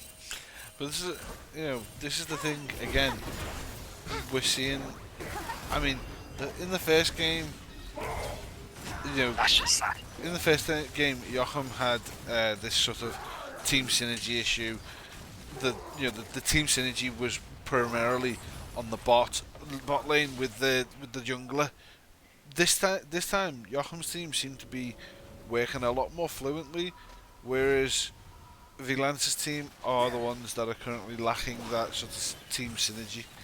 Now, yes, this has got you've got his Cogmore again, which realistically should pose a bit of a threat. But if they're not going to utilise it, there's no threat. Yeah, absolutely. And as well, this are deciding to go with the Hail of Blades instead of the Lethal Temper, which to me is very questionable because Cogmore really thrives off that Lethal Tempo attack speed gain to break the attack speed limit. Yeah. So him getting off he's basically getting off Kraken Slayer procs once every second. I believe you can break the barrier to about 2.8 attack speed. If anyone can correct me if I am wrong there. I believe it's around 2.7, 2.8. That's 2.8 attacks a second. Yeah. And going for the Hail of Blades, Hail of Blades, you can't break the attack speed limit, I believe. It does limit you to that 2.5. And you still build full attack speed anyway on Cogmore. So really, in my humble opinion, the room page isn't really worth. Yeah, I see what you mean. It's not going to be the strongest of choices. It's not going to help him out in the long run. But I mean, hey, who are we? We're not the ones playing. Yeah, exactly. As the Arcana Pulse does land onto the Ahri, Anre is not having a fun time on this Ahri, as Joachim is just completely bullying him down. However, the charge forth by Pekka. No chance. I believe Stinger is now starting to get a bit more aggressive now he has the Essence Revive and the Call of the Forge God issues. He does manage to hit the second hit, as now there's so many brittle procs coming in. Stinger taken down to half HP, but at the cost of the Call of the Forge God. I believe Pekka just doing that out of a bit of frustration with how much he is getting poked. Second Machado will go down and hit. The second charge as well as right at the Arcane does come down, and Vigilance is picked up as the Bio Arcane Barrage will come in for the Cogmore, dealing a lot of damage, taking down the Carl Walker to half HP as well. And Pekka there, using that Bellows Breath, managed to hit the Brittle Proc, and the Trial by Fire will come in. There's the Grasp of the Undying, as the ultimate will come down for Gampang, a very defensive one, just allowing Ornn to walk away. As Viego is looking for a gank towards the top side. However, I believe he is spotted out on control with the flash forward, using the ultimate there and the harrowed path, not being able to connect the, I think it's called like Shadow Maw or something like that. Not particularly clued up on Viego ability names. Spectral Maw, there you go. As I found that out, the tier 1 turret on the top lane has been taken. But again, this has got, like I was saying before, this going into Tom's favour. He plays Ornn, he plays he plays all of his champions quite a lot. I mean, his top lane repertoire is probably about 4 or 5 characters. So unless they're going to ban them all out, he can literally just pick a different one and it's fine. Let me take this current lane for instance. Or the Flash Flay, the hook onto the Lulu. And Hammer forced to use that Wild Growth Fairy defensively. The Lantern will go out, obviously, to go and collect some souls. As Carl Walker forced to use the Gale Force, and the Moonstone Renewal will come in. The right of the Arcane is coming in the flash forward from this. It will go down to the Super Mega Death Rocket. That was a fantastic right of the Arcane. Managed to get him low enough as the Harrowed Path will come in. Now the Spectral Maw will most likely connect using that Blade of the Ruined King, which is a bit of a weird one because it's not the item. It is. Yeah. I mean, it is his blade. I mean, if you ever play him, I don't know if you have or not. When you buy his the Blade of the Ruined King, he literally has a voice line for it because that is his blade. So Blade of the Ruined King is the blade that he is currently carrying. Yeah. So if you ever looks do, nothing like the item in my opinion. it doesn't. But if you ever do have play him and buy the item, he says something along the lines of. A blade fit for a true king or something like that. It is his blade, so there you go. Bit of a league True. lore on you for you. Oh. Yeah. I mean, it's weird now. So there's an item called Blade of the Ruin King. There is an ability called Blade of the Ruin King. There's a champion that wields the Blade of the Ruined King. I mean, the champion I is wonder when somebody. the champion the champion is the Ruined King. I mean, very true. But I wonder when someone can steal it from their own. As the, as we say that, Diana being picked out a bit. I don't think else is having much fun on this Diana pick as the. Is that the That was the mid tier 2? The mid tier 2 goes down for freeze. The flash forced out from Jochen just to deny the death sentence. Brad, but Brad not throwing it out. Cogmore using this game for the Gale Force instead of Kraken Slayer because of the amount of skill shots on the side of Jochen's team. However, the Call of Forge God is being used using that Gale Force and the Dark Passage, otherwise known as the Lantern, over the wall. Very good escape. Yeah, it was again pretty good synergy from the bot duo, but I'm not seeing the same level of synergy as the last game. I feel Banhammer and Cal's teamwork in this one has been stronger, to be honest. Yeah, absolutely. They've been more. They've been more together, like working together in terms of their aggressiveness, in terms of when they go defensive. Really, they just needed that. I think that one game to warm to each other, and now that game has passed, it's really starting to click. But the Baron has been started just by the Ornn and by the Viego. I believe that they can do it with the amount of lifesteal as the ward is placed over the pit, and the Lantern is awaiting the Cogmore. The hook does land onto the Ornn, but the Cogmore is way too late, and now this could be just a free Baron as the, there it is, and the, oh no, Brad, you've kind of killed yourself there, taking the blast gun into the pit. Made a bad choice, friend. Yeah. As he is taken down, even though he did use the box, the right of the Arcane is coming in just to take down Anray. There is no kill. I believe that the Spirit Rush was used to dodge. But, yeah, this is the... I don't want to say problem, but this is the annoyances of Seraph. Just, if he is able to have almost seemingly a free laning phase, as there was no real pressure from either Thresh or Diana. There was only that one roam gank that I saw that really pressured him.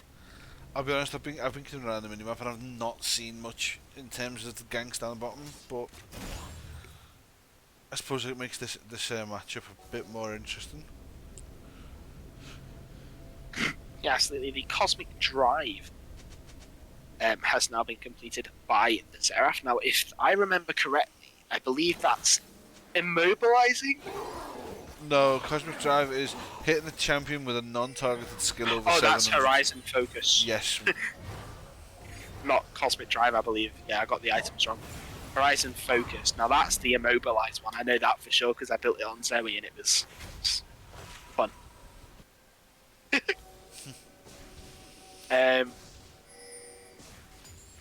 But, yeah, the Horizon Focus now, I believe it's hitting a enemy champion with a non-targeted ability, makes them take 10% more damage.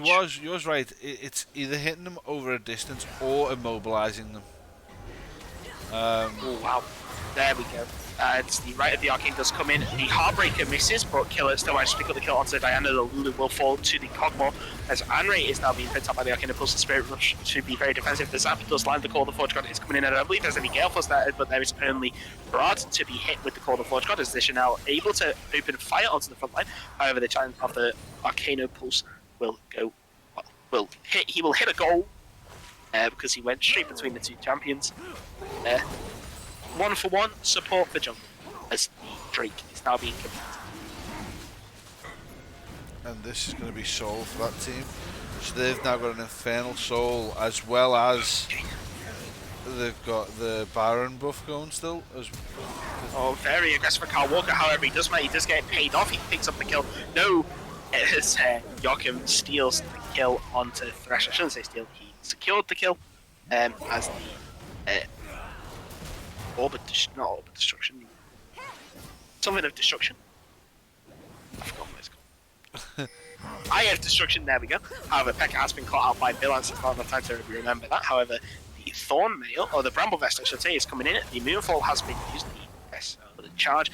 Pekka is just way too tanky. Now Banhammer is here to support his top lane, and that's a great right at the Arcane. It's a double kill with the Bellows Breath and the Wild Growth. I think the Wild Growth was a bit much, but no, it's perfectly fine. still 2 kills for the honor. I was going to say, I mean, let's be fair, when you've got people like that, you say he's caught out. Is it caught out, or did he just bait them back like in the last game?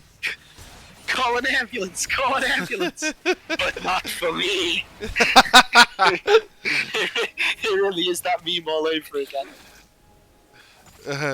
No, it's am I locked in your jungle? Am I locked in with you? Or are you locked in with me? Just pulls out the entire team and Seraph is there, right as the Arcane ready, like, hello, how you doing? 16 kills to 4. Do you really see any way back for Villaince's team, or is this kind of just if I just have a quick switch over to the gold. So at this moment in time, Ornn's currently sitting on a total of 8,200. We've got 10,004 on Xerath. We've got 9,007 on Jinx.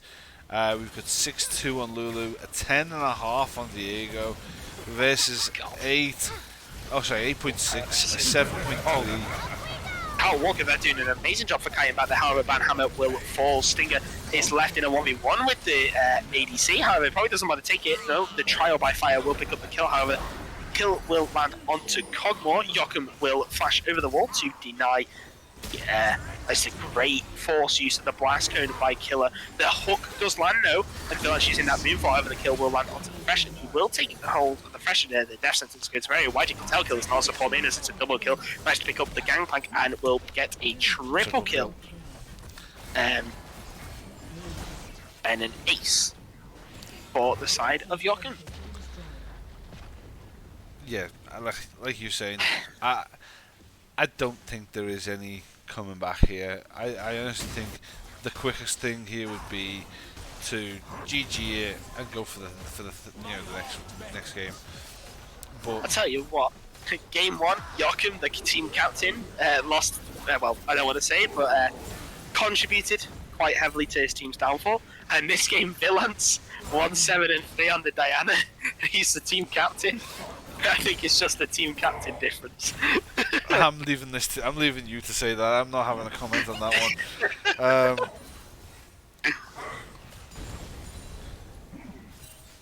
But yeah, as you were saying, it's just the GG go next.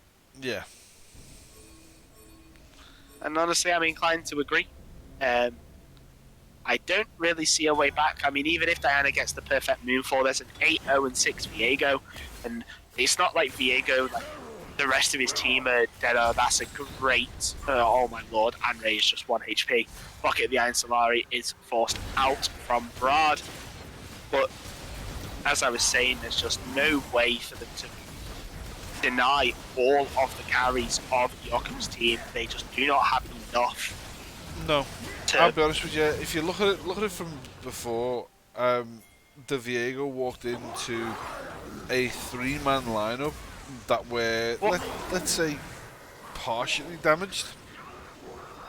Yeah. I mean, they weren't like at a critical juncture, but they were like quarter or less. Sorry, a quarter taken away or slightly more HP. But Viego still walked in and came up with a triple. Yeah. So absolutely, yeah, balance champion.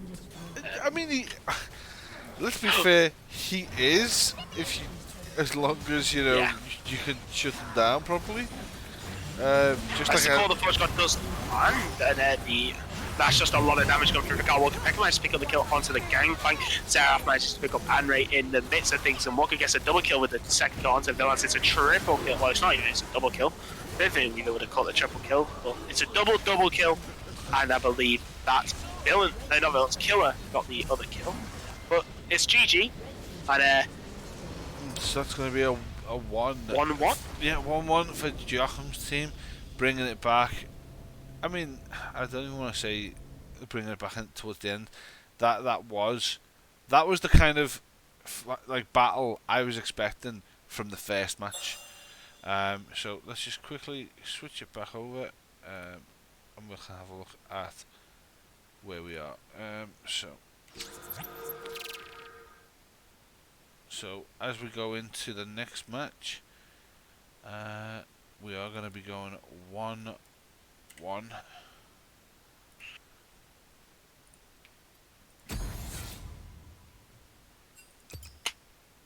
Indeed, we are.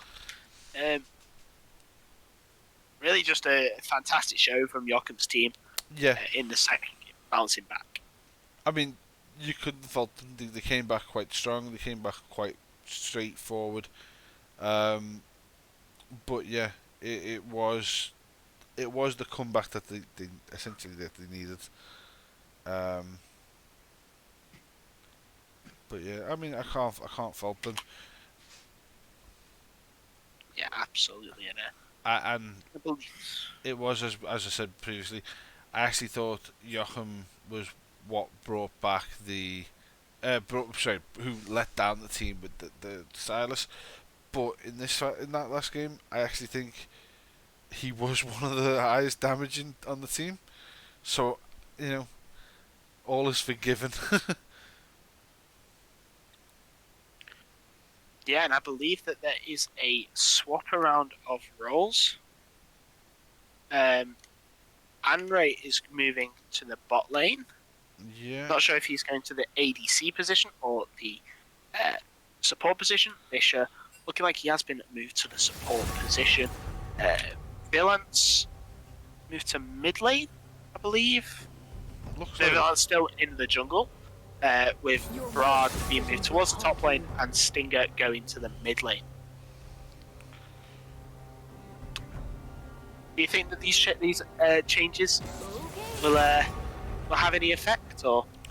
I mean, they're putting Stinger into his main role, back into the mid laner. Five Brad is going to be going up top. I mean, that is normally where you see him, which means that they have put Pekka up against. He's going up against Pekka, which I mean, I've seen them face off before, and yeah, it's a good matchup. Stinger versus Joachim. I don't think I've seen that one play out, but depending on who Joachim picks, it could be a good match. It could just be in the Slaughterfest. I've seen both sides of Joachim in just tonight's games. But Andre and Dissa versus Cal and Ban. Realistically, I'd have probably said Andre as the support of it, with Dissa as the ADC, but I mean, I'd like to see where this one goes, because I know Andrew can play any of the three lanes, so mid ADC or support. So it's going to be interesting. Another Lulu pick. Will they be running it back? Will we see Banhammer's Thresh as the Jinx is being hovered? So they're not going to deny it the Cogmore Lulu. I think they're going to go for the Jinx Thresh combination, which has obviously been seeing a lot of Ban's thrown its way in professional play. Yeah. Obviously, until it's locked in, it's all speculation. Maybe they go something dumb like Jinx Cogmore mid. I'm just questioning whether they're going to grab the egg up before the other team bans it in the next wave of bans. That's my question. Yeah, they may do a. They're gonna grab the Ornn.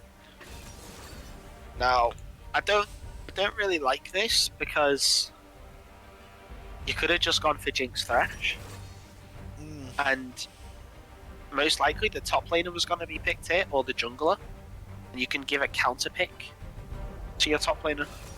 So now the Gnar comes in. Gnar, he has been nerfed quite a lot, but he is still seeing that priority in pro play, just purely because of that ultimate, I believe, the Mega Gnar ultimate, even though his laning has been toned down. his team fight power is still magnificent. Yeah. But I mean, I'm just looking at looking at the band so far. They've banned off the Seraphine, but Anre's in an ADC role, so I don't know how that's going to work. But yeah, I'm just gonna. I'm actually just gonna be right back myself, just because I've got a bit of a toothache coming on, so I will be right back. Yeah, I will take over. So, hello, I'm the left alone for a small while, but Joachim has locked in the casting. We have seen it constantly banned away as the Lysandra ban coming in against Stinger. Stinger is well known for his team fight orientated mid laners. He does like his Azir, does like his Lysandra.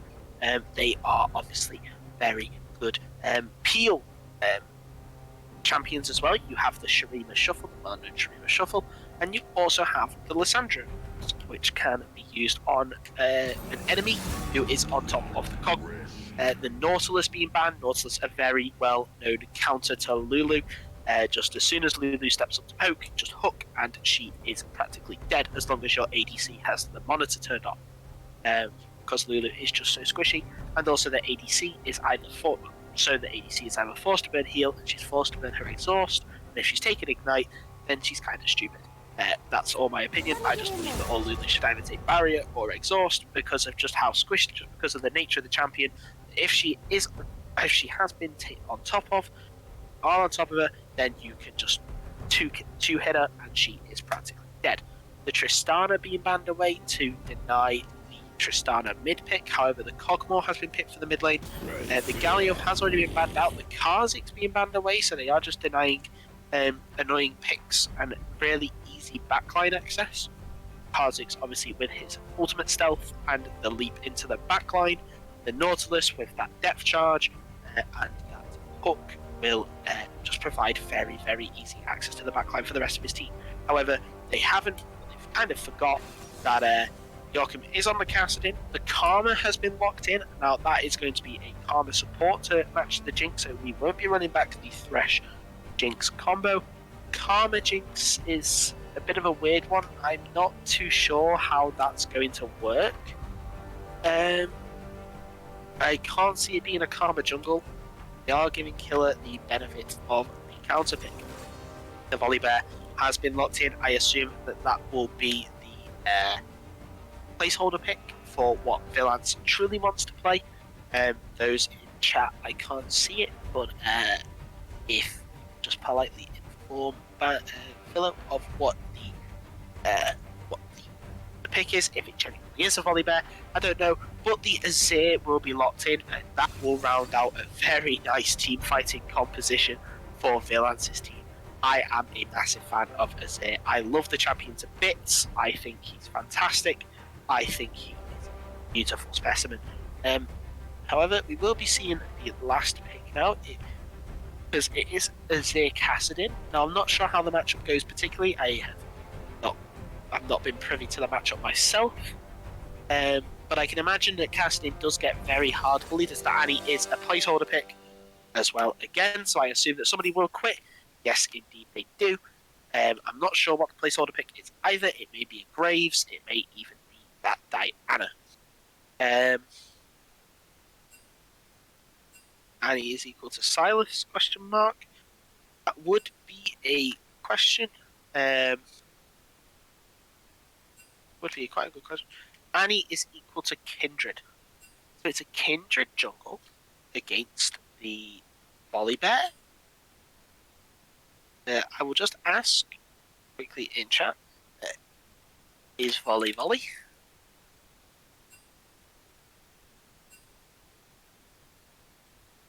Just so yes, Volley is Volley. Okay, so Volibear was a genuine pick.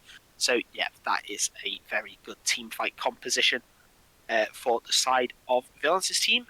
You do have the Gnar Volibear duo, very strong. It's been very strong throughout pro play, throughout the entire split. If you've been watching the spring split, I'm not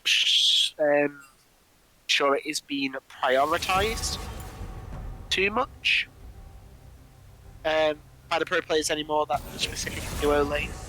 But yeah, because of the nerfs, I believe, affecting Your judgment is clouded. specifically I do not affecting tolerate Nar cowardice. as well.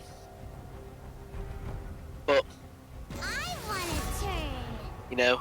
Jinx, Karma, Kindred, they do have a very good kite composition. Yokum's team do. I've got the Cassidin. I mean, I think the Cassidin is the sort of the piece of the puzzle that doesn't really work, in my opinion. Yes, Cassidin. I mean, don't get me wrong. Why is Draven been locked in?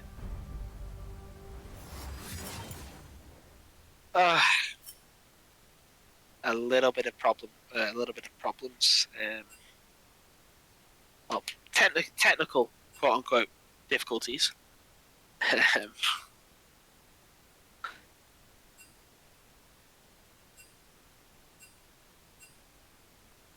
Yeah, a very good kite competition. Coming out from the side of the Yokum team there, just trying to remember my trail of thought.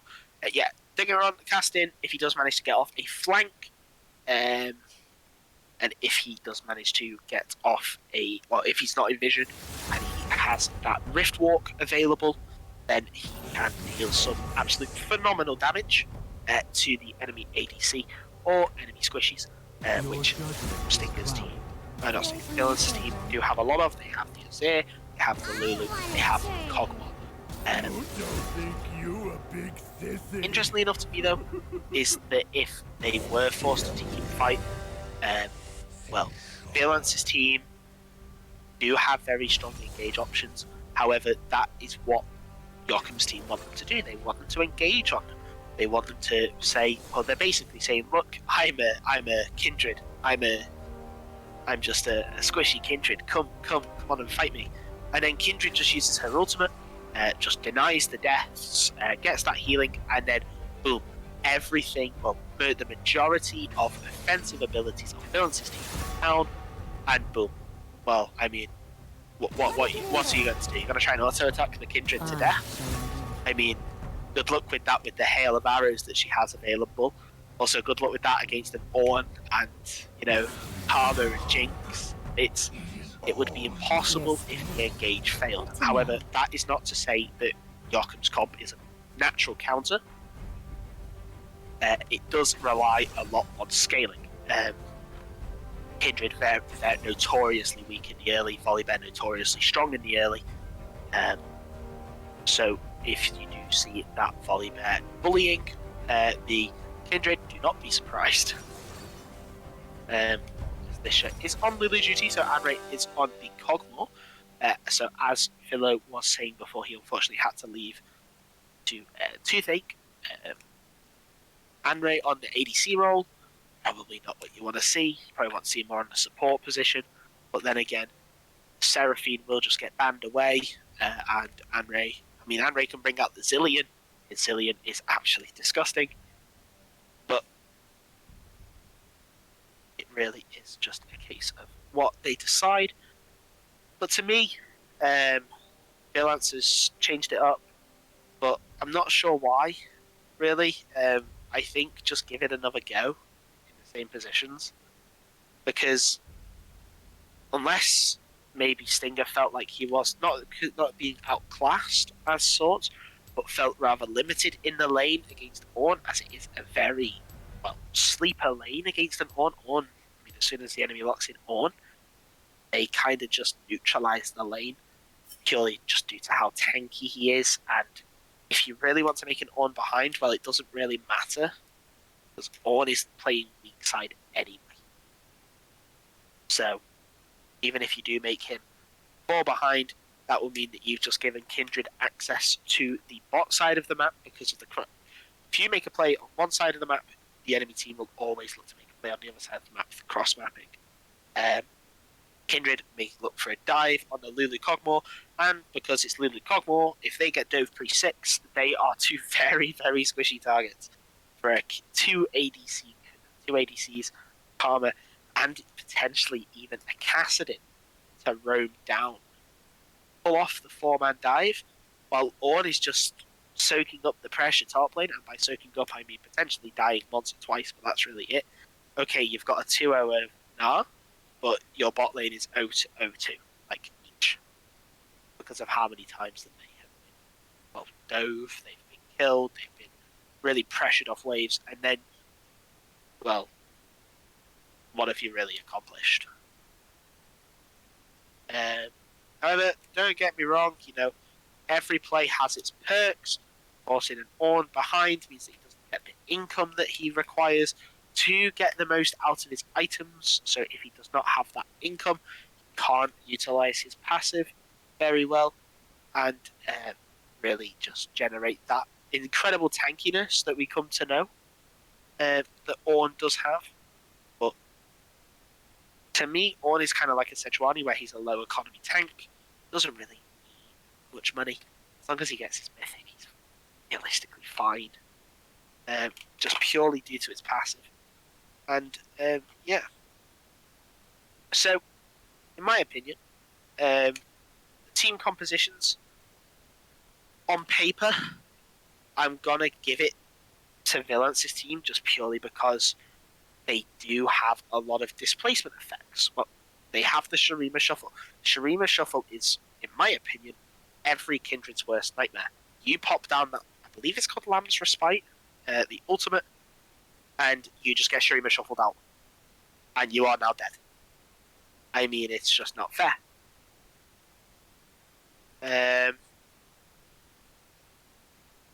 You also have the Gnar, which stuns you into a wall. Okay, you've got Lamb's Respite down, but you're stunned against the wall. You can't dish out any damage. The enemy team are then just waiting for the Lamb's Respite to finish. The Gnar and the Gnar stun sets up really nicely for an uncontested Shurima Shuffle, which is potentially the worst feeling in the world if you get uncontested. It's the best feeling in the world if you're in a Azir. You get an uncontested Shurima Shuffle, but it's the worst feeling in the world for the enemy team if you're on the enemy team to the Azir, because you just get Shurima Shuffled out of your Lamb's Respite and it's kind of over as the fight is dead, and then Azir could potentially even get a pentakill. But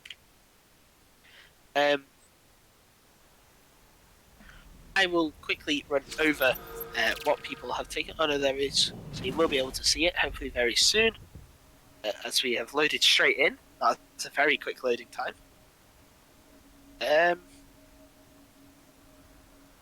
I need to show the scoreboard and everything like that. But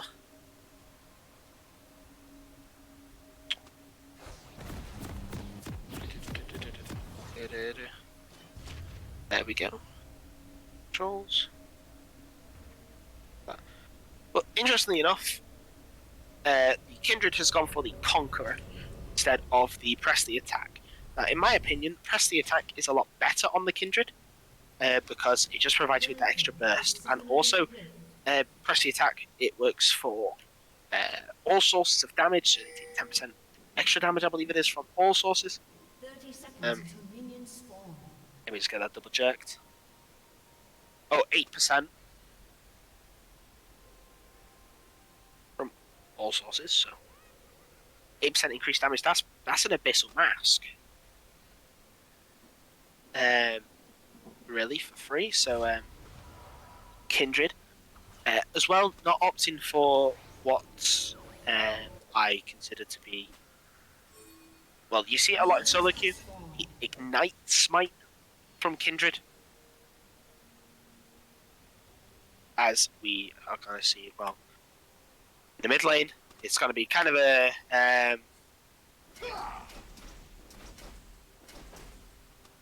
a boring scaling fest.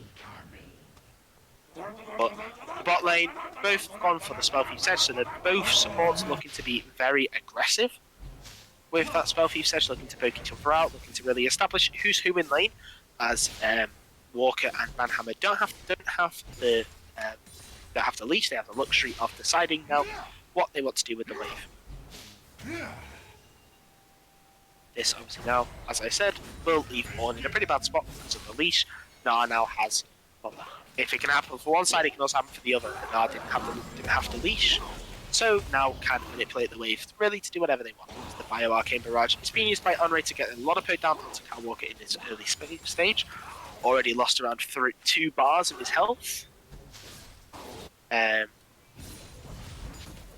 volley bear clear proving to be a lot more efficient than the Kindred's. The Kindred has only just completed the crux as the volley bear is starting on the Raptors. The first Drake to be pointed out is the Ocean Drake, as the Bio-Arcane Barrage it's level 2. The extra attack speed coming out, but it's BMAR, so it's not, while the Caustic Spittle will connect and leave Banhammer and Carl Walker in his bot lane at half HP and wondering where their HP bars have gone.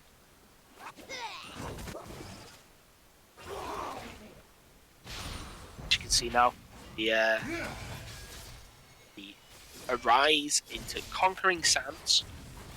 Cheeky trade by Stinger in the mid lane. Provides a lot of damage. This shit's taking a lot of damage even through that health picks. The Caustic Spittle will shred some armor, but that's really it. The Unstoppable to stop the stun from Brad in the top lane. Joachim shoving in this wave, slow pushing it in, making sure that a large wave crashes and allowing him to roam up to see if the mark has been taken. Caustic Spittle will land again. But really, I have given my thoughts. Unfortunately, I can't see you all in chat, so Conquering Sands has come out, but it doesn't seem like a very fun lane for Azir and what he wants to do. He really wants to just get the bullying done.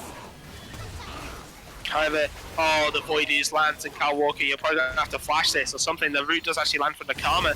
So by his first blood, the health picks into Glitter Dance will pick up the kill. Lulu gets the first blood. And Volley Bear does show himself, and Kindred is on the bot side, and Lulu and Cogmore do have the push. Obviously, as Jinx is dead. Stinger will come along. The stun will land onto the Kindred. The Kindred only has the Conqueror, so no extra damage for her. She uses the Blast Cone to get away, and I believe this leads to a double scuttle.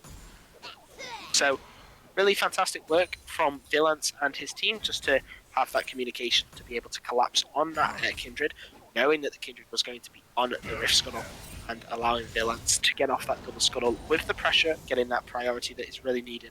And now, it's kind of, if anyone watched MSI, C9 versus Damwon, Kindred gets behind like this, if Volibear can really abuse it and really just manipulate the pathing, then this Kindred can fall very, very far behind, as P.E.K.K.A is being absolutely bullied down in his top lane. It's not fun for him anymore as the Bella's Breath does land, and also the Q will land as well. Killer is there as well.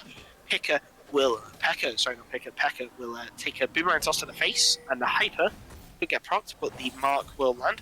The Hail of Arrows may get used, it will get used forward. The Wolf will be sent forward, but the lash from the Gnar does get reacted to with an auto attack from the Kindred. Man, shield will out for Karma onto Carl Walker. He's trying to take these aggressive trades into the Cogmore. Feeling very angry after the first death. Yeah, and it's the one kill that separates the two teams. 1,000 gold lead already for Villance. For Villance's team, not just for Villance, as the first Drake will actually go over. Cogmore has been left in the 1v2. And no attempt to find out what's going on. As there comes the information, health picks will be used aggressively onto Carl Walker. Does have that come down, and the exhaust forward. There's no heal. The Glitter Dance goes through. The heal will come through. There's a TP coming in. There's the Rocket to flash forward. The Rocket, the exhaust is used onto Anri. Anri's taking a lot of tower shots. He may fall. He's 1 HP. The Rocket fall will not be used. It's the minigun, and Carl Walker will pick up the kill. A great solid TP from Joachim. Carl Walker will get shielded. Villance is there available, but full HP Joachim will use that Rift Walker aggressively towards him. The silence will go down. The slow will land, and Killer is forced to use Honey Fruit to regenerate some HP, and Joachim continues the chase, but I believe it's just for pressure to find out where Villance. So, a fantastic work for Joachim's bot lane, and a great TP from Joachim as well. It was not matched by the Azir, as the Conquering Sands is sent forward, just to deal that little bit of poke. However, he does have a really low lethal tempo. The airborne does miss from P.E.K.K.A, so now Brad will get some 3 bits of poke. I believe the Hyper will hit it, and it will go Mega. It will use that leap forward, and Pekka is now on the wrong side of the lane. He's just going to use those pushes to recorrect himself as Brad, they kind of do a little handshake back off. Kindred is now on the top side of the map, I believe, doing the scuttle. As the airball this time does land, the Bellows Breath will be used, and the brittle bong will connect as Volibear. We'll find out that Kindred has completed the scuttle and has collected the first of the marks as the Hellpix is used aggressively. The Mantra Q used by Banhammer to deny and rate the position forward. Really aggressive there. A really aggressive use of the Mantra, not defensive at all. Banhammer really not scared to use it aggressively as the shield does come down. The Voidus will land onto Banhammer. That means he is taking a lot of more damage than he should as the slow does come in. The rocket form on the gun and the caustic spittle will land onto Banhammer of resistances coming through. We see both ADCs recognizing the power of their Enchanter supports. The Conquering Sands used aggressively by Stinger in the mid lane as the rocket form is being used by Kyle Walker. Again, just get down some poke as the Arcane Barrage will not land. Over the Void is issues twice in a row. I don't know about that. Cooldown. As Stinger is actually very low on mana. He does only have one combo left in his mana pool. Brad is there really wrong side, but Volibear is available there. Pekka really needs to recognize this Vilance waiting in the wings. The Bell's Breath been used aggressively, and there we go. There's the Q to go. The charge has been used forward, the flash forward, the ultimate been used for the slow. There's no stun, but there's so much damage. Brad has slain the Ornn. It's 2 kills for 2. Very good patient play from Vilance. Just to wait out the Ornn charge as Joachim Riftwalks very aggressively, but not in a position I expected. As the Riftwalk now comes in, and that's the ultimate. There it is, shifting sides, and that's one more also, and that's a Riftwalk forward. The Lamb's Respite. There's no ultimate there for Azir, but that was so close for Azir. He didn't have the mana. He probably could have flashed the Riftwalk. If he flashed the Riftwalk, then it was Joachim was dead. But instead, Joachim picks up the kill. 2-0-0 now on this Kassadin, and 8 TCS at 9 minutes. Truly a wonderful display on a champion that is really meant to not have a strong early game. But Azir as well is the same. His early game but it is stronger than the Kassadin, mind you. So just be very careful about that. Now that Kassadin has some form of early game, will he be a menace around the map? He does have those magic sorcerer with the sorcerer shoes, so the magic penetration.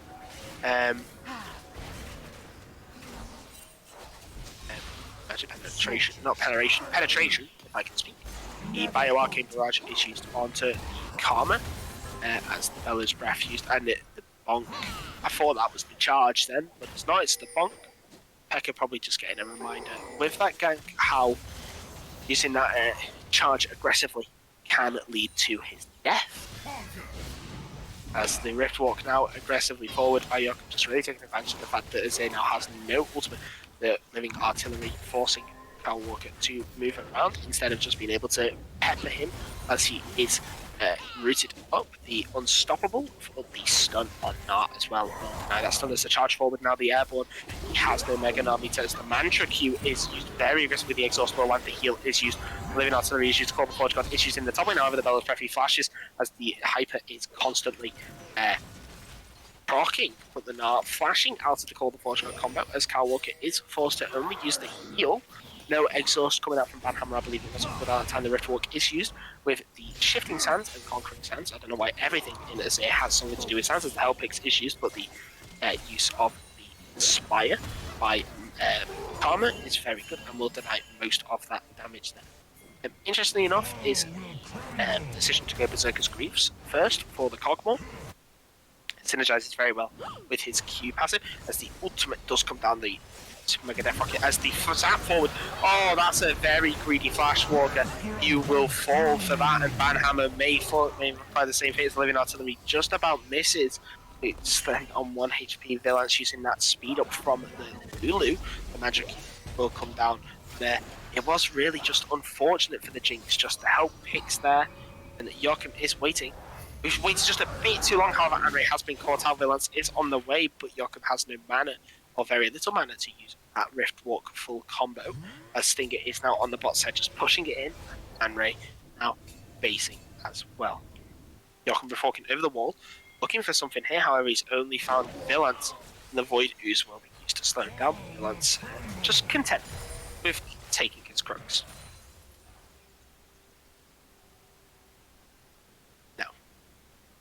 Both teams are starting to turn their attention towards the Rift Herald, as there is no Drake, as the Drake was just taken. The second Drake is a Mountain Soul, so Mountain Soul can be very obnoxious, especially if Vigilance's team do manage to get just that 12% bonus resistances. However, I do believe, I mean, you're playing with fire if you do it, but giving over the first 2 Drakes when Mountain Soul is an option is not exactly the worst thing in the world.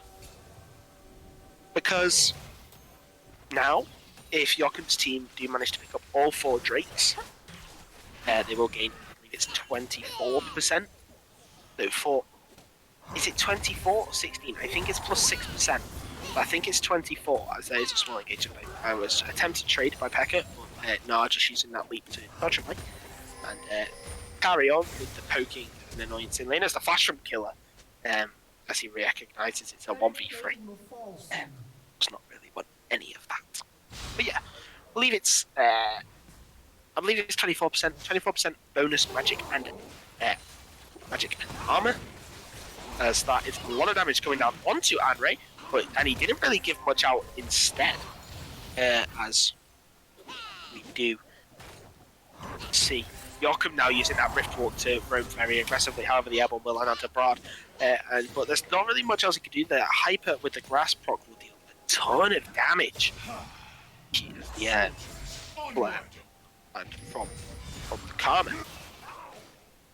It will be interesting to see what Karma decides to go for her mythic, whether she decides to go for that Imperial Mandate, that initial burst damage, that extra burst of magic damage, or whether she will go for that Moonstone Renewer and play uber safe. However, that's a lot of damage going on onto Andre. The Great Chomp is really just denying the exhaust comes down, and that is a Rift Wall, but casting Wilbur got the kill. Lulu, it has no wild grip, however, does have the help picks. Passing from the couple will manage to pick up a kill. Oh no, the Azir, oh no, it's the Azir bug. It's happened again. I don't know if he actually just missed, but the Lamb's Respite will not allow Killer to fall. It's a great dive, a great TP. A great TP from Stinger. But the Azir bug, I believe, strikes. But Lulu has now completed that Moonstone Renewer, deciding not to opt for tier 2 just yet. Still has that potion though, but no control wards, so not really much in terms of vision control. Just has those regular wards, stealth wards, and that Oracle lens. However, Vigilance does have that Rift Herald. That's a great flash from Pekka. Just allows him, but it's a flash from Vigilance as well. I mean, it would have been a great flash if Vigilance didn't have flash to follow.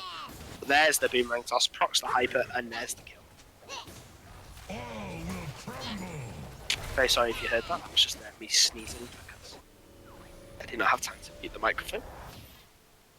But Kindred has now completed the Kraken Slayer. Now that would indicate to me that the Jinx is most likely going to go for Gale Force.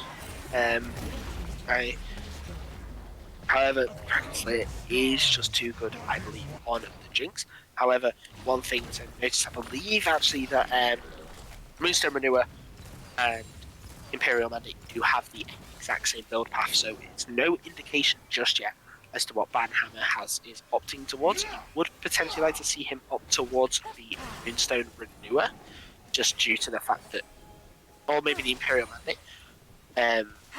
I think the Imperial Mandate personally, actually, thinking about it, the Moonstone Renewer has been built on the Lulu, and the Lulu's always going to out-heal / out-shield you. Yes, okay, you can provide shielding to more people, but your shielding isn't as strong as a summon air. I mean, you both have summon airy, but it's just not as strong as the Lulu's solo. As Joachim is being found out. A great Everfrost roots up too.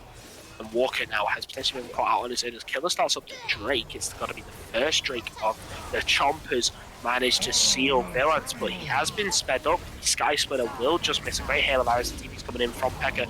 The Call of the Forge God is used, and it just misses. He misses the R2, and a great balance. But however, it's a knot into the backline. It's a great stun onto Killer. It's a double stun onto the backline as Joachim is there, but Brod just get exhausted. Wild Grip is used onto the knot. Just get the kill. The Kindred managed to pick up the kills. The Orn falls to the Cogwall. Joachim falls forward, but Killer can't do anything as Banhammer is being focused by villains. The great ultimate by his finger will force Joachim into a 1v3 as Walker now is forced to kite away as best he can. A great healer. There's just no anti-heal though. The Sky Splitter will come down and Killer attempting to help out his ADC will fall as well. A great fight for Villains' team. 4 kills for 1. A fantastic engage. It was a split fight, but yeah, really just at the end of it, just a better team fight comp won.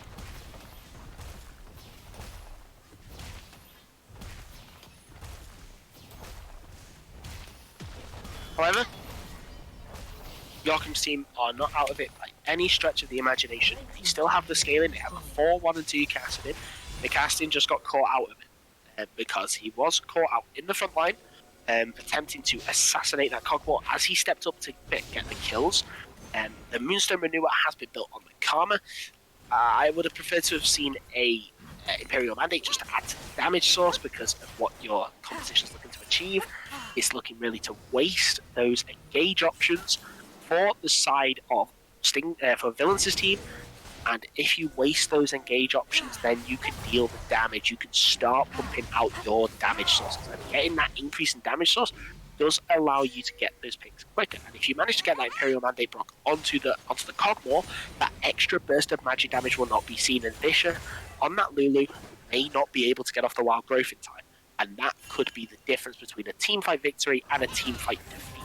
However, obviously, Banhammer can't hear me, so all of this talk really is kind of useless, in my opinion. So he has gone for the Moonstone Renewer. Now the Moonstone Renewer will provide, when he uses that mantra, Inspire, he will provide that healing all around.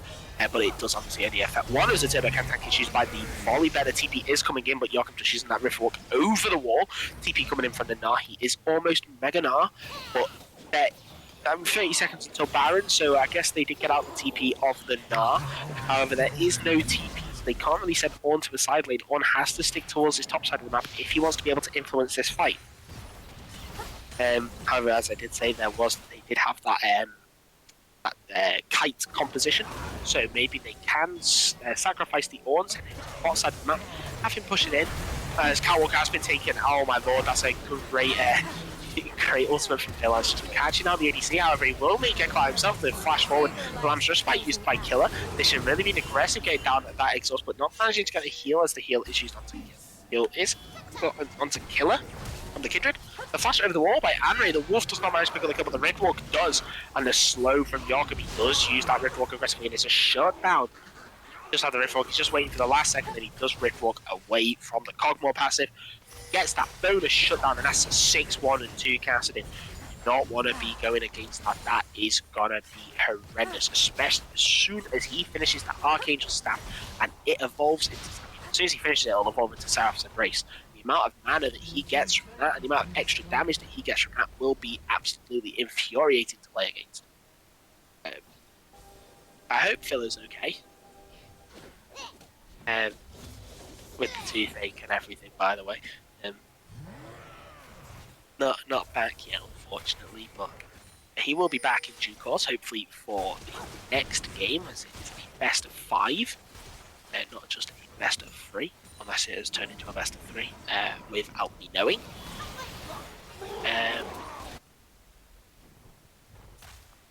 But yeah, it's a highly interesting game, as both of the seemingly win conditions are starting to slowly come online.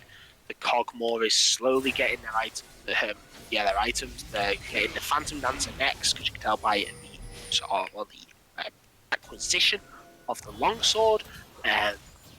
The Jinx is starting to come online, the casting's definitely online, got that 2-item power spike, got that Seraph's Embrace. Will not be surprised to soon see him go for the Morella Nomicon, or to expect the Karma to go to Kenten Putrifier to shield the casting and give him those anti-heal. So when Visha attempts to use that Moonstone Renewer and heal the ADC using that Moonstone Renewer heal, and also the shielding with the Help Picks and the Summon Airy, that he will not be able to. However, there is almost a potential fight coming out for the Drake. Things are going down left, right, and centre, and we will see there's a lot of zone going on. There's a great Sand Soldier spawn, and Conquering Sand from Stinger will deal a bit of damage to Killer. Killer is half HP as Joachim has been caught out on a Oracle.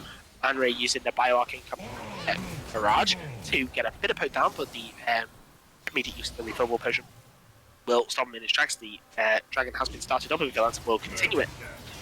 Now, let's see what they do. Young flashes forward, but the Wild Growth will deny him in his tracks. That's a great use of the Rift Walker. It's a double kill. He kills the Azir and Alulu, but the Bioarcane Barrage will become the killer. There's an exhaust into the backline, but Cogmore is just untouched as Pekko does manage to get him big stun, big airborne. However, Anray and Firebrand are forced to back away as well. It's in the backline. Killer manages to fall, and as well, Banhammer won't fall as Pekka manages to pick up the kill. And it's just it's a free for free. This all over the shop. Lulu got picked off immediately with that Rift Walk. Fantastic work by Joachim on that Kassadin, just to find that pick, find that position, and to really punish Villains' team for grouping up in such an aggressive manner. When you group up like that, it's just a free Rift Walk for the Kassadin, and the Kassadin picks up 2 kills, and that is just truly, like, he's got now 2 kills for the price of his life. Yes, he did give over his shutdown.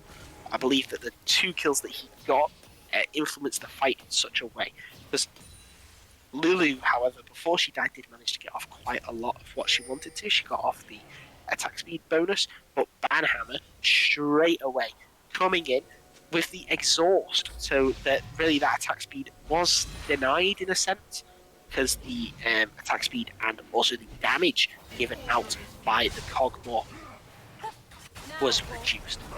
Killer now starting up the Mighty Drake. It's take 2, Electric Boogaloo. However, this time Joachim has been caught out very early. The stun does go down. No, the Polybear does not have the stun.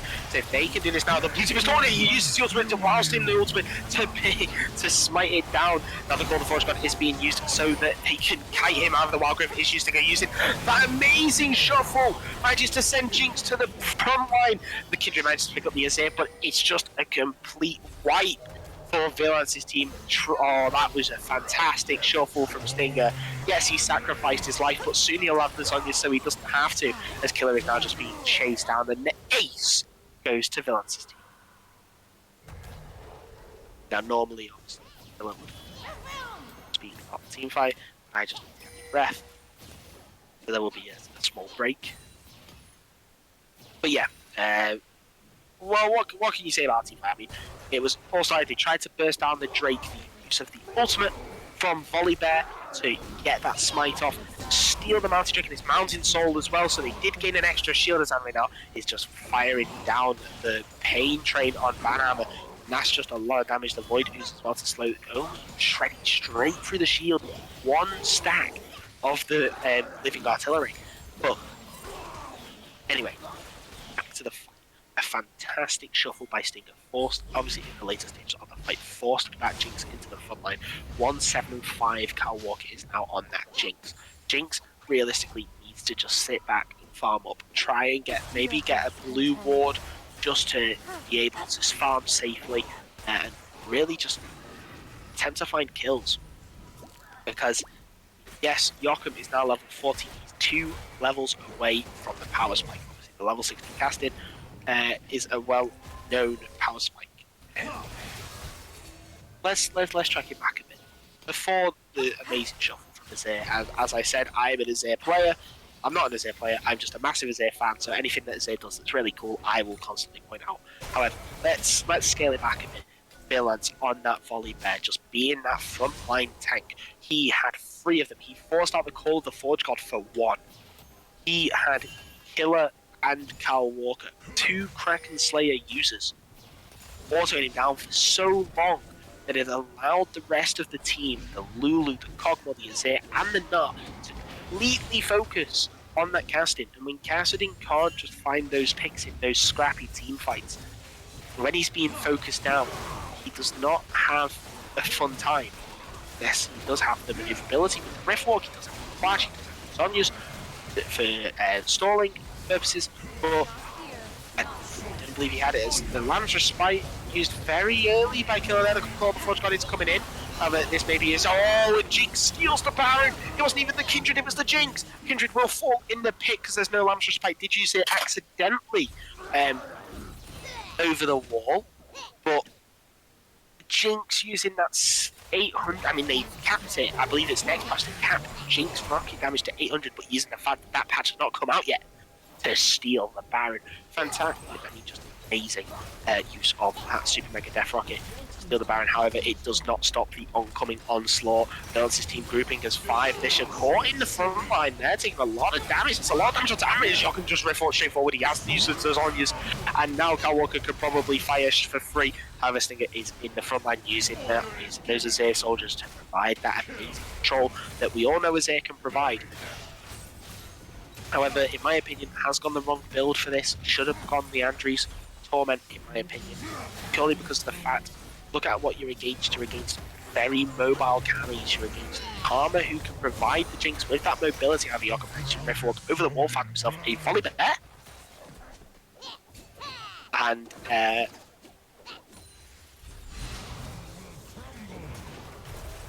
he runs away. Oh.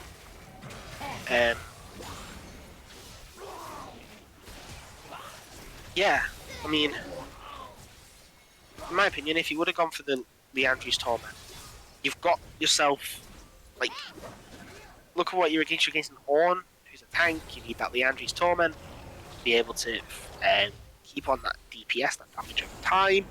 It increases your DPS. Well, the Zonya's second item instead of the Nash's Tooth. I'm not particularly fond of that build, especially because that Nash's Tooth is so incredibly valuable for Azir. Really, as Joachim has actually been caught out now by the Gnar, using that Riftwalk very, very on the Living Artillery, only place he could go really, and the Blighting Jewel now, so he is going for the Void Staff. I don't believe there's anything else that builds into the Blighting Jewel. People in chat can correct me if I'm wrong. Obviously, I am not valuable, as that is a great Gnar from Brad, forcing Killer into the front line, and the heal does go down. However, Henry manages to pick off with the Living Artillery. Kyle Walker is the only carry left for the side of Joachim's team. The ultimate was ready for the Kindred, but he just didn't use it. And also, what's really kind of annoying to see is Joachim's team. Where's the anti-heal? You have reactive, but where's the proactive? It's only on the Kindred. Really expecting the Kindred to focus the volley bear in fights. Sorry, but that's not the case, as the Rockets do come out and the Runa has the flash forward, forcing the flash out of Andre, and the flash, Shurima Shaw from Stinger will only find the Karma, so Kyle Walker now has really free reign as Lulu picks up the kill onto the Karma. However, Brad is in the front line, just off, I mean, just dealing a lot of damage to that casting gets stunned. Polymorph, he has everything in wild growth for the airborne, the Riftwalker backwards. However, Kyle Walker now, there's nothing for him. The ultimate front of oh my god, it was a Gnar! The 3-man stun for the Gnar! Forces the Zonya's out, however, the Kindred manages to pick off the volley bear. The Gnar forced to jump over the wall, the Lance Respite will come over Joachim, but he's been caught out by Ashley. A flash, double airborne, but there's not much else that can follow. Killer does not have the full-on damage as the Living Artillery. He gets the kill! He gets the kill, it's an ace! For the side of Vilance's team, that so much happened in that fight that was so well played and so well managed. A 3-man Gnar stun completely turned around Vilance's team's fortunes from Brad. That was just truly amazing. And then the double knock up from Ornn, but there was just no damage to follow up. It was so sad. The Jinx was still alive. The Jinx is alive in 3 seconds, so potentially can stop this. However, no, the spectator bug has happened, and that confirms to us that Vilance's team didn't take the game. We're gonna have to, unfortunately, leave the game, which Philo isn't here. Maybe a issue, not sure. But hopefully it's not. being much of an issue that we're waiting too long. But yeah, game 3, a fantastic game. Truly, 2 team fight compositions going at it neck and neck. And really, I think if the Valence's team did very well to make that Jinx as far behind as they did. If that Jinx had anywhere near a foothold in this game was going the other way. And that is, I think, one thing that I can say for certain. However, that's all theoretical. We'll deal with the facts here. Valence's team did win the game. They shut down that Jinx very well. And the Cassadin was just not enough. The Kindred also was not enough. And the Volibear Gnar synergy. Ultimate slow on the Volibear with Turbo Chem Tank with the Gnar combo. It's just too much for them to handle. And that, alongside the Cogmore, just in the backline, constantly dealing that damage. Just truly fantastic play all around, not just from Valence's team, but from Joachim's team as well. Fantastic play from everyone all around. So we will be moving on to the next game, hopefully soon. And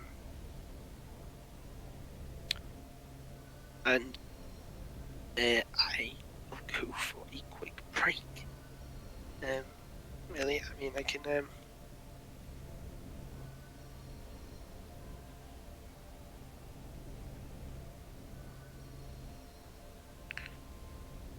mean, I can try and entertain you all. But, I mean, there's not really much for me to do in terms of entertainment-wise.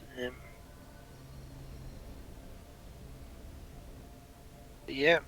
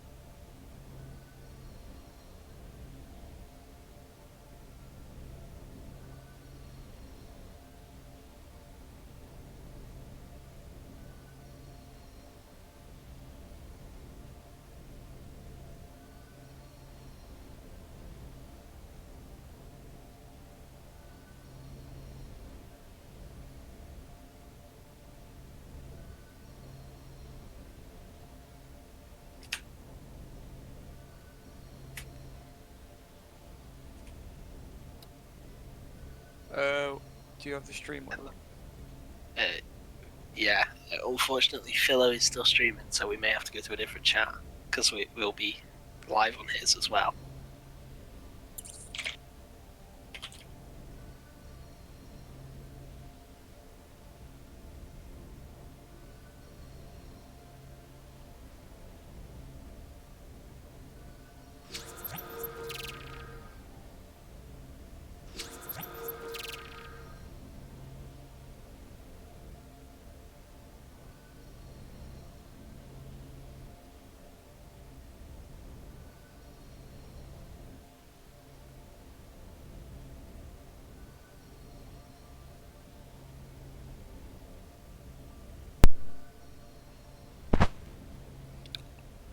Yo.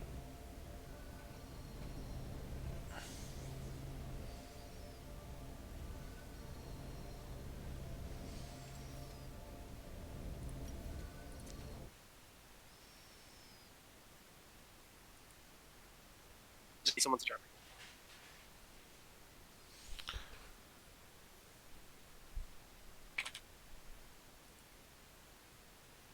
me. Right, okay, so hello. Yo. Alright, you're back, thank God. Yeah. We're about to start my stream and then Oh, just yeah, relax. it's okay. It's if someone's taking over, I don't mind. My dude's just killing me. I mean, yeah, if you just. Well, Vilance's team won game 3. But if you want to stop streaming and then I take over, then I'm not too bothered. Probably better. I can bit talk at the moment. Right, do you want me to start my stream then and then we just. I can stream, so don't worry about that. Alright, okay. I'll solo cast, I guess. For it. It's fine. Right. Oh wait, no. Wait, we can bring Energetic in. And then he can.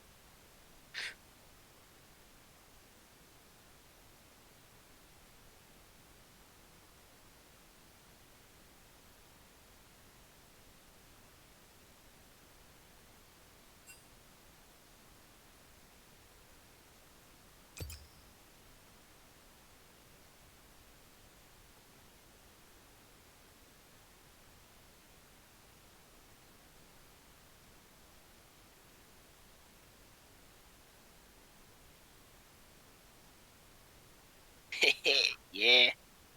Right, lovely. Alright, let's go. Welcome to the cast. It's definitely going to be better than me playing. You're fine. No, I've never played a role that requires farming, so that's my excuse for that. Last hitting is hard. Especially when you were a support main and then transferred to jungle. Hence the volley pick, because I played volley in jungle. Yeah, Philo was saying. I actually need to join the game. Oh, they're already in. Oh, right, hang on. I stream. There you go, I stream it live for you. Nice. Right, okay, so. First picks and bans, we have the Rumble ban from Joachim's team and the Morgana ban in response from Vilance's team. Now, I'm not surprised with the Rumble. You were on Joachim's team, I believe, for the first game. What was the theory behind some of his bans? Just targeting a few people. Yeah. We targeted bot, but then it didn't seem to matter. So I think they're just going for those OP picks now, like the Rumble, Cogmore. Yeah, I don't know the Nard. The Nard. I mean, it's a solid pick, but I don't think it did that much. Yeah. It was more the volley and Cogmore that last game. Yeah, definitely. And Interesting thing, the Seraphine Senna. Oh, that's such a boring lane. It's so boring. Seraphine Now Senna it will- is just. Will that be Seraphine mid or will it be a Seraphine? I know it's Support. Anray. It's Seraphine mid. No, Seraphine mid. Seraphine ADC Senna support. Oh, that's Well- gonna be a horrible lane. Yeah, especially with Jinx Lulu. I mean, Jinx Lulu can work as well, like not a counter, but almost like scaling. Jinx, a well-renowned hyper carry with those rockets with the Runant Hurricane, can deal a lot of damage. As the Urgot is left open, actually does get through the first round of ban, so it is picked up for Oh, Peck in the top lane. If they lock in Sona, what are they doing? Oh, The the hovering. Anivia. We was Did banning you- Anivia at the start as well, because apparently the Anivia was a one trick. On, is it Andrew? yeah, Anray, yeah. There's multiple hovers are coming out. The Shaco is the Corki lock-in, so it's the Corki in the mid lane. Now, interestingly enough, the mid lane blind picking here, when the top lane could have had an option to counter pick. However, now this does give Joachim's team the chance to narrow down that top lane pool, the amount of counters to Urgot. There's quite a few, but still, I imagine what Brad can play. An actual direct counter to the Urgot is few and far between. However, now that the Volley Bear is now banned away alongside the casting ban. Joachim did perform very admirably on that Cassadin, so I can understand the respect ban coming out from Stinger, but he's probably trying to goad him towards an Azir Corki matchup in the mid lane. And if it's an Azir Corki matchup in the mid lane, then this is going to be a very fun game. However, the Xerath being banned away for sure against Corki, and the Valkyrie cooldown on that. You do not want to be wasting your package just dodging Seems you the left your brave pants at home. Xerath Want me ability. to wait while you go get them? Poppy. I don't understand the pick Corki first. I don't think anyone expected that Corki. They could have left that till last. Yeah, absolutely. I agree. I think that the Corki pick is the blind Corki. I mean, Corki is a very safe pick. It's a very safe scaler. You can definitely see what Villance's team are trying to do here. They're trying to just get us basically a safe scaling laners, trying to deny really as much action as possible in the early game, which is where Killer, I know as a jungler, thrives. He likes just generating that map pressure. He likes generating a lot of confusion, a lot of hecticness about the game to make it feel like there's an urgency about the game, that there's a sense of we have to do something, we have to take a Drake, we have to take a Herald, forcing the enemy team into a place that they don't really want to commit to. However, the Scion pick for the top lane into the Urgot, just a bit of a sort of handshake, basically giving over the lane to Urgot. However, the Rise lock-in with Zac hover, I don't think this is really going to be Zac, but the Rise mid for Joachim aligned. Villance's team is very late game orientated. Yeah. Absolutely. Gonna either see a fast game or slow dragged out game. I really hope it's not a slow dragged out game. I really. Sinzao jungle against the Lilia. What do you think about that matchup? I don't really know much about Xin Zhao, but I know Lilia used to be really good. On this patch, I don't really think Lilia's that good of a pick. Xin Zhao, I've not really seen him been played much, but it's Villain, so I guess he could probably do something with it. Chuck him on Sinzao, see how he'll do. A very a nice way to look at it. Really, I guess you could say that the matchup is it's really dependent on whether the Sinzao can hit that W or not. Guessing the Xin Zhao is the engage on the team. Yeah, with the Soon as- Scion ultimate as well. Yeah. And that with the Seraphine. Oh, that's not nice to think about. In my head, that's disgusting. The Scion Villance's ultimate comp is gonna be horrible in team fights. Yeah, oh, that's going to be horrific. Oh, no. And the fact that they have such good engage and disengage options just makes it impossible for Lilia or Urgot or even Rise to do anything. Like the sheer amount of shielding from Seraphine. This is a very dangerous comp. Yeah, especially if it's allowed to scale into that late game, as you pointed out before. The heavy late game orientation of this composition, I think it's really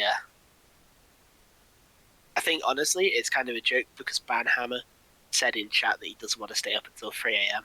So they now pick every lane to be extremely late game as possible.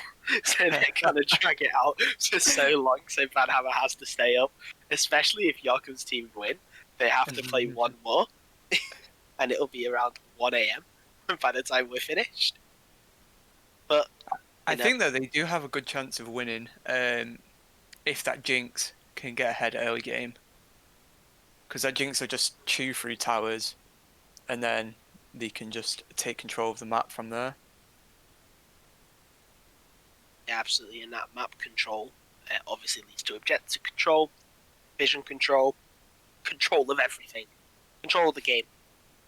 And I mean, as long as the Jinx goes even, I really think that Yokum's team do stand a chance. However, they do have to recognise that if they can just really abuse the fact that this Sion Urgot matchup is kind of, you would like to believe that it is sort of free for the Urgot, because the Sion doesn't have many ways to kill the Urgot, unless the Urgot like really heavily misplays it. I mean, it's Tom on Urgot, and Tom's a one-trick Urgot, so let's hope he doesn't fuck it up. I highly doubt that he will misplay the 1v1, but yeah, if there is any misplay, then the Sion can obviously capitalise. But with the Sion, it will most likely be going that Sunfire Aegis rather than, if anyone watches him, the Bounce. The Prowler's Claw, beautiful build where as soon as you go into the zombie form, you Prowler's Claw.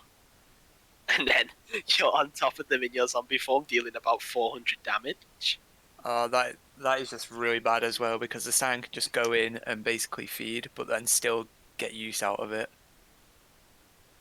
Yeah, absolutely. So even if he does die, he's more than likely, especially with the lethality on the Prowler's Claw, to find himself a return kill.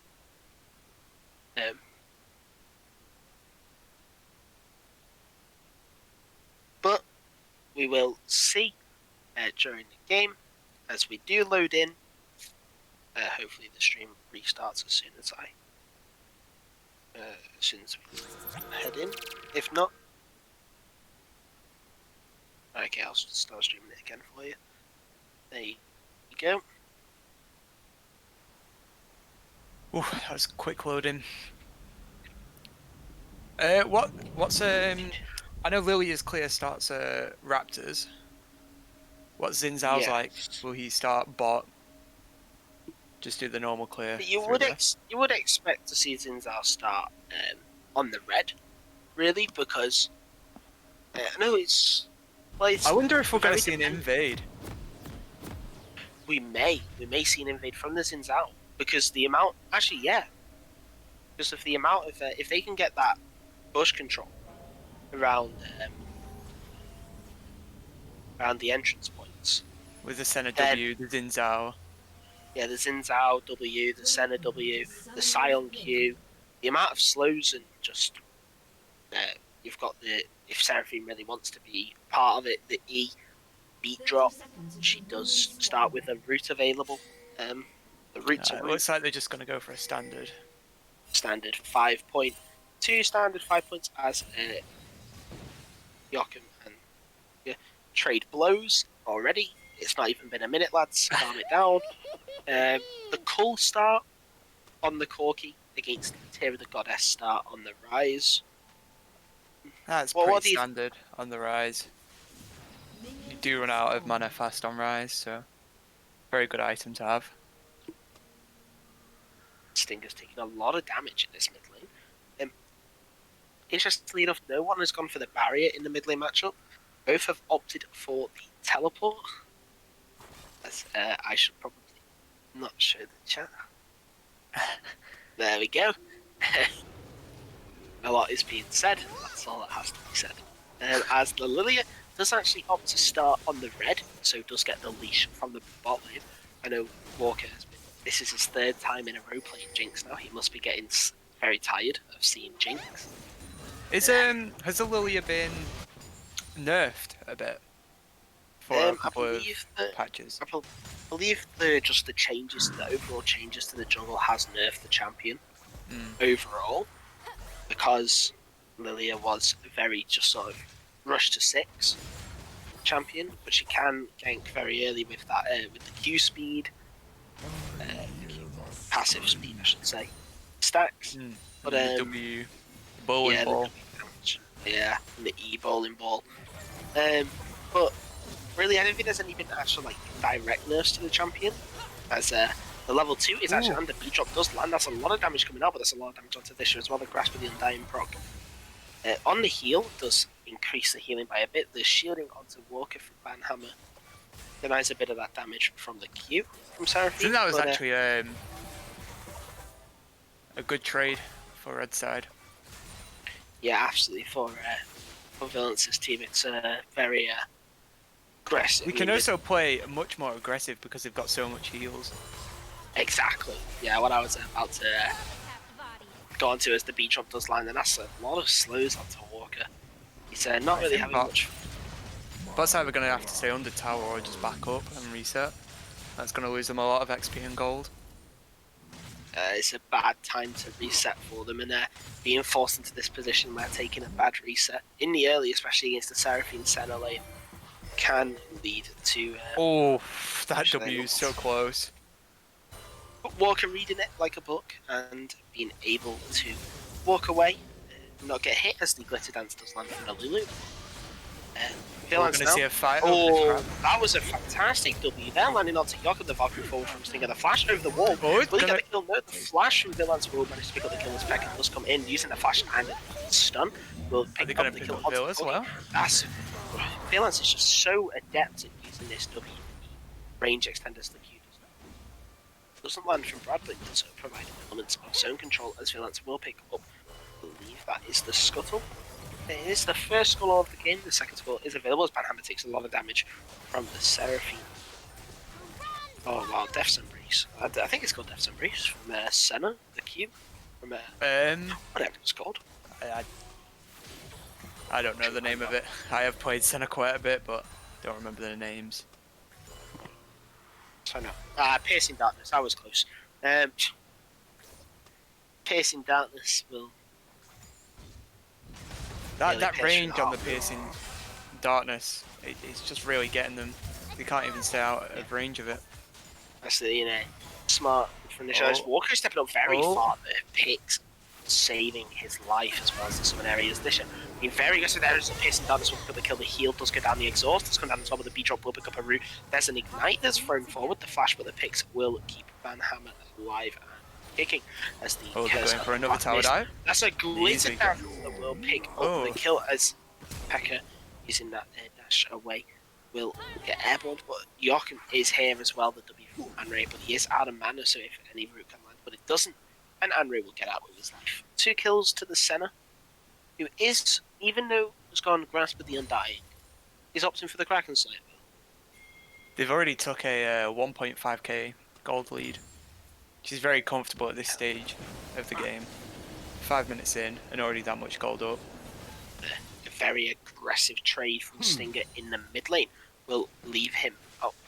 Can the direct camera work? There we go, thank you. Leave him at half HP, and Joachim does have that potion advantage, so will find himself with a HP advantage. Let's find out where that gold is being found. It is mainly in the bot lane, but that is because obviously Senna, 2 kills to her name, as well as also the souls. When she picks up the souls, she does gain, I believe it's 3 gold.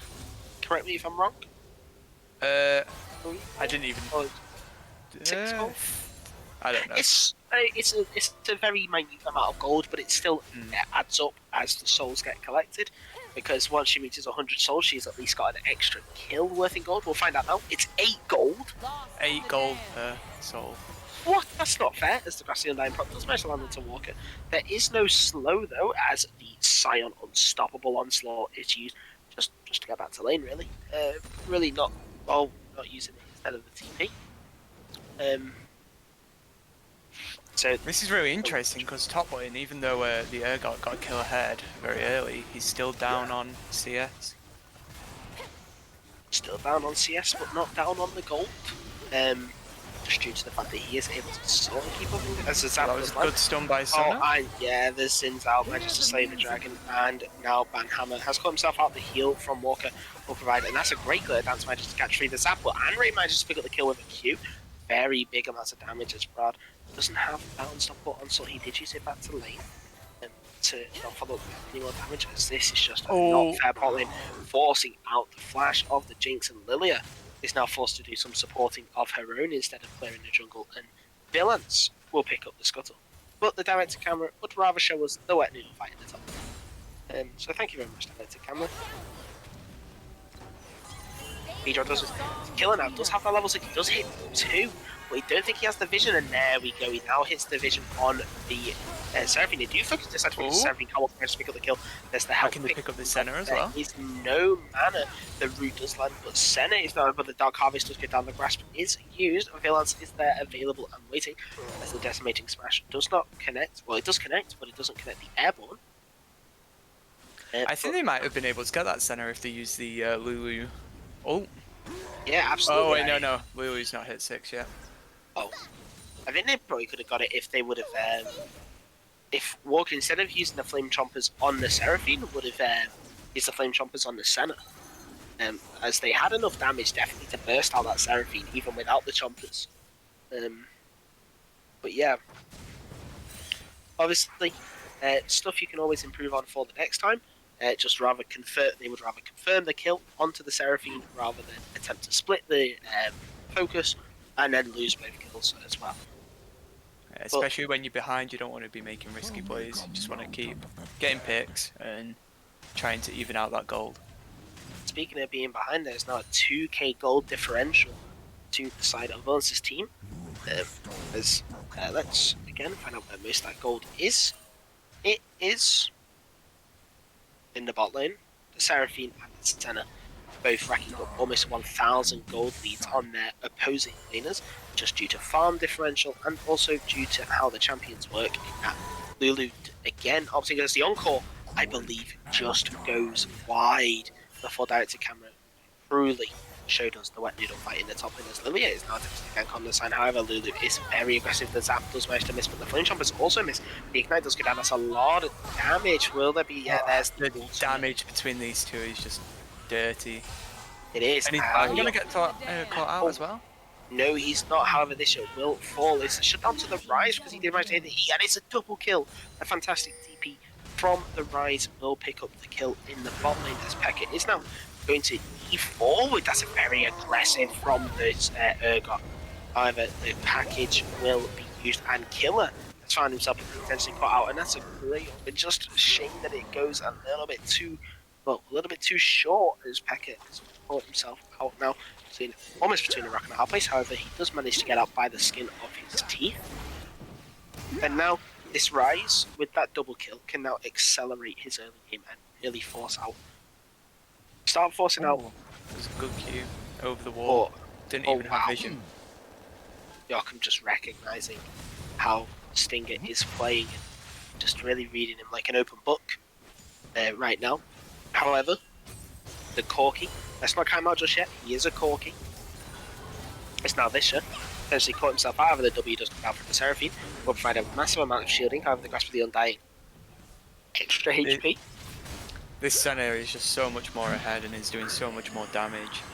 Oh, and Pekka gets slain under his turret. A fantastic Wind of Lightning, I believe the ability is called, from Villains. Just allows him to use that dash straight onto him. As that's a lot of damage. The Wild Growth does come down and force out the Wild Growth, and the heal from the Jinx are just so much damage coming from this bot lane. It's actually insane how much damage there is. The red team just looks so in control of this game. Apart from mid lane. Mid lane's the only lane that they look dangerous in. Absolutely. You do have to wonder now, will Killer's attention focus towards this mid lane to try and get this Rise as ahead as possible? Or will he keep on really just providing that that safety blanket for the bot lane, so that if they do get engaged upon, they do have that Lilia available there? to try and turn the tide.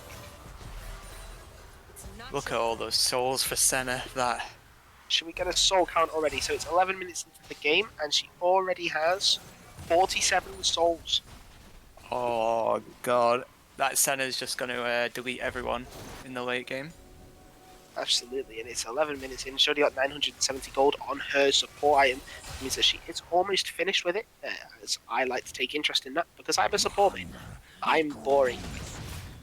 Well, you know, the Iron Spike Whip and the Half-Bound Axe, I believe that goes into Stride Breaker for the Urgot, so he is opting for the Stride Breaker instead of the Gore Drinker. Gore Drinker obviously is well, it got massive nerfs. However, Scion doing very well in this matchup, farming extremely well, and that means his max health passive is just constantly scaling.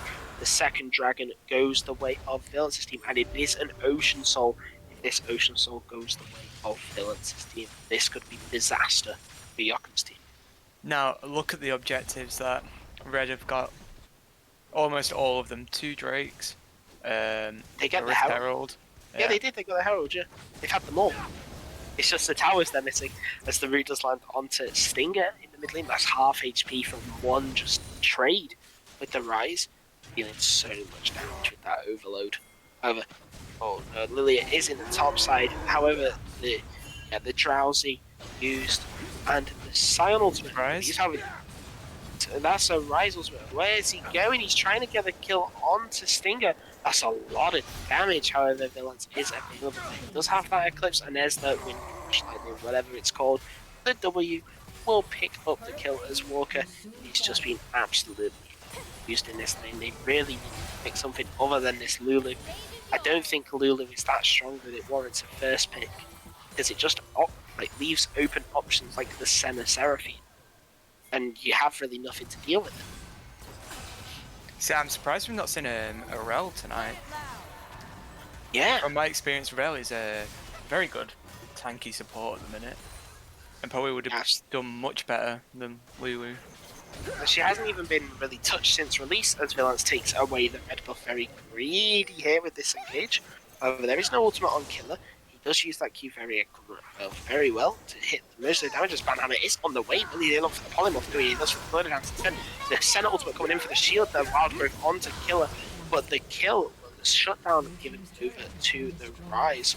But the flash, they would burn a lot more than they were hoping for, just trying to get that kill. Oh, look at this gold lead already. 15 minutes in. 5k. 5k. All in the bot lane. 4k of it is coming from the bot lane. 1.4k of it is coming from the jungle. Everywhere, 900 gold in the top lane, and in the mid lane they are down on gold. But everywhere else they are up on gold by around 1,000. It's just looking very dire right now for Jochen's team, especially with the late game nature of Lance's team. Now, I don't know if the mentals got broke from the last game, because they looked very in control of the last game at the start. That's and then, fantastic. Oh, is that right? The flash just denies the kill for the Rise, the solo kill. The ward coming down as well from Rocket. Oh, and that's super mega death rocking from down. Gets the kill. Now 2-2 and 2 on this Cherokee. She's having a bit of problems. Jinx is having problems farming, but Walker recognizing when to become the next American sniper. The piercing darkness onto Banhammer, dealing a quarter of his HP. The swirl seed going wide from that Q there. Can he use the ultimate? No, he can't. There's no drowsy going in. Pekka has to play this very safe as Villains is coming in now. Swirl seed does miss. The TP is coming in from the Rise. The Unstoppable Onslaught does miss, but Pekka 1 HP. But Lilia gets the kill. Villains is 1 HP as well from the Rise. The Rise forced to go into the ultimate, the Scion. Zombie Scion does not manage to pick up any kills. And now, you can really tell that Jochen is very comfortable on this Rise and can potentially carry this game. That was a very good trade for Blue side, and they've actually cut down the gold lead to 3k now. 2k just from one fight. Yeah, I mean, it's just phenomenal. And as well, it may not get picked up on, but the fact that the gold is going into the pockets of the correct people, it's going into the Rise, it's going into the Lilia. You know, that's why you could argue that the kill on the Corki, when you go into the Jinx, it's going to the carries. It's not going to, you know, the people that are your beefy frontliners. Stinger is now unfortunately caught out the root lands. That's another kill. That's another kill, but the kill is traded by the center onto the Urgot, and now Joachim has potentially caught himself out here. He's falls to the hands of the Xin Zhao. And what we were saying before about them getting good picks, they've just been picked off themselves. I think they were getting greedy to fully stack that Dark Seal that the Rise has, but then they got caught out and it just punched them in the ass. About 17 minutes in, and already 2 items on this Rise. You could technically count the Dark Seal as half an item. I believe it is offering around 40, 15 ability power, and it grants 5 per stack, so 20. So it's currently offering 35 AP, which is just around Fiendish Comb Dex. So 2.5 items, you could say, on this Rise. Already at 17 minutes. As that Swirl Seed does land, and rate is low, and he goes for the Drowsy, the flash away, the speed up, the unstoppable onslaught is there, and rate is very low. Is the Mega Death Rocket, but the Mega Death Rocket does go out probably to the Drake, and it almost steals it, but the red from Villains very capable on his smite. So Root lands onto the center. Oh my lord, where did his HP go? However, it's all 5, and an encore hits free. Q does land, but there's no damage follow up. The super. Wow, the snipe with the Urgot ultimate. The root lands onto Brad, and he just has no resistances right now. He only has HP. The Zombie Scion is just running away. I don't know why he's running away with the Zombie Scion. I don't know why he wouldn't just run at them to try and get anything. Vilance is now coming behind them. This now scattered as Joachim and the Valkyrie. Joachim is caught out, and it's a shutdown over to the Xin Zhao. That's not who you want to give it to. You want to give it to the Corki in this situation. However, Vilance has been putting the team on his back so far. However, you take a quick look at the gold, it's now only at 2.2k. His team are slowly bringing this back. This Rise needs to play a lot more safer. He seems to be getting caught out quite a bit. Yeah, absolutely. And the catch-outs are not good for his team because obviously he is a main source of the gold. He has 4,000 more gold than his AD carry right now. That's 2 items. That's genuinely 2 items that he has over his AD carry right now. But you know, oh no, P.E.K.K.A is the ult misses. A great dodge of the unstoppable onslaught. However, Bishop is hit as well, just to 100% confirm. The piercing darts will just heal up Scion just to make sure. However, I believe that Stinger did Valkyrie his way up, and they're just going to push this top lane and get this top tier 1. Right, is that the first? Oh no, bots already took the first tower. And mid, Joachim took mid as well for the blue side. So that's a second turret going over to Villain's team. However, killer now. You get to see a great bit of, and Joachim actually stealing away the wolves. The Everfrost just misses. Great use of the ultimate by Villains there just to deny a lot of that rise damage. Banhammer is alone against this Corki in the top side. As Urgot squats, but the deepest and then the encore, there's the charm, there's the dash, and Joachim, your time has come to an end.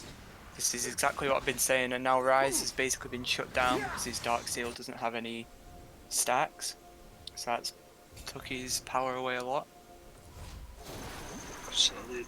That Fiendish Codex has now turned into a amplifying tone. He sold his item. However, the piss darts now will land. There's no extra slow, however, the flash to avoid root. Just to get that Lilia out. 106 this Lilia is. Now the Lilia, obviously we never count out a Lilia. Just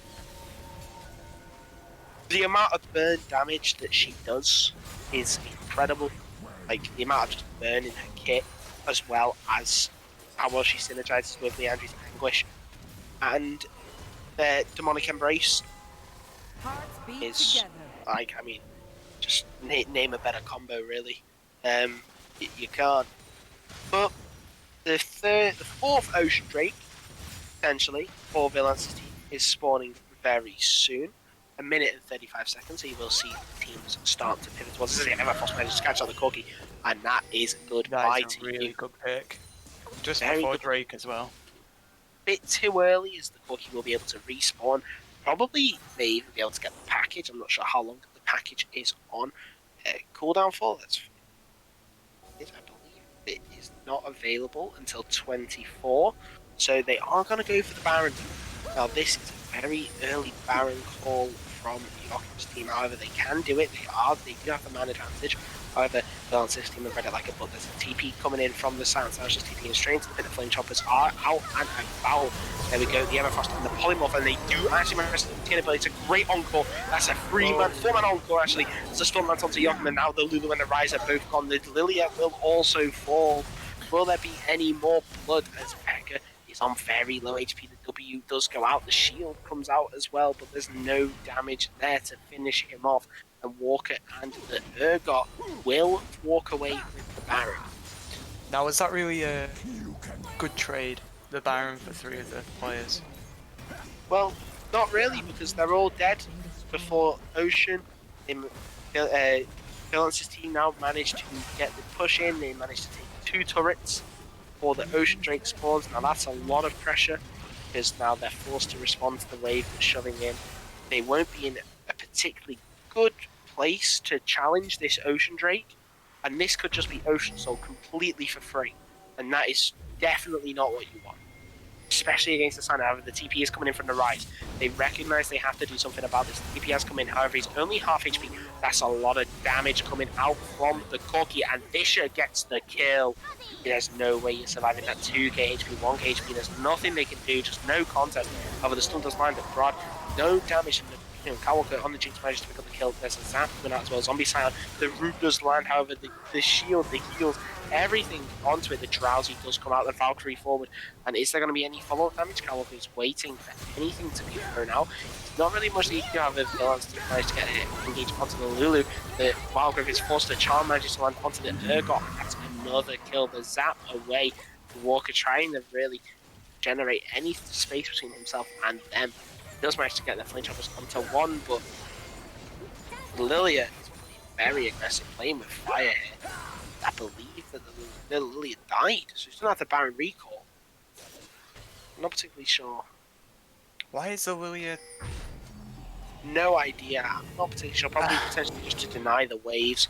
Just try to remove a bit of pressure from this bot side, not allow them to get that tier 2 turret damage to even any further. However, Broad has found the Lilia on the blue, and now she is coming behind the center. She is just proxying the waves. And yeah, just being a general nuisance and really diverting their attention. However, the Ocean Soul, you do have to remember, it is permanent, so no matter what this Lilia does to distract, there's not much that Oh, she's going for the execution as well. Oh.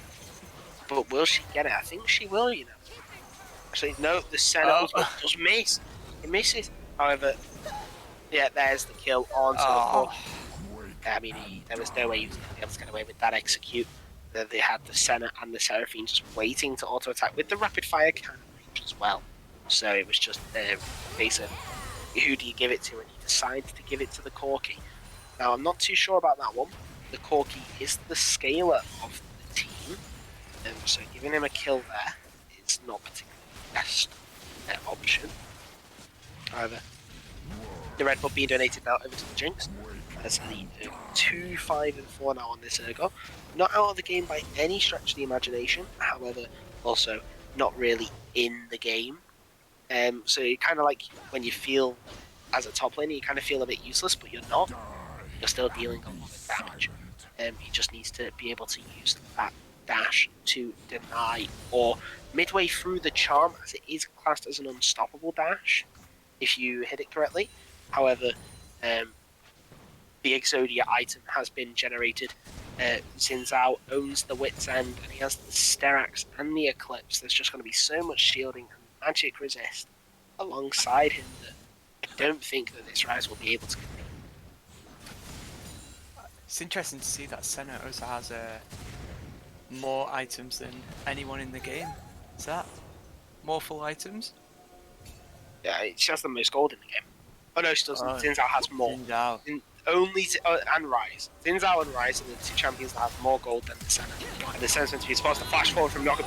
He actually manages to dodge the charm. However, the Zhonya's will come out, kill it. It has to try and help, but the Rocket will give the kill over to Stinger. Get away from Becca will keep the Xin Zhao and Zion occupied. However, the exhaust has come down. The Drowsy will come down as well from the Lilia meeting Lullaby. However, there is a bit of action going on in the top lane as well. Trying to pick up a kill onto the Urgot. However, the root will land and Corki picks up another kill onto the Lilia.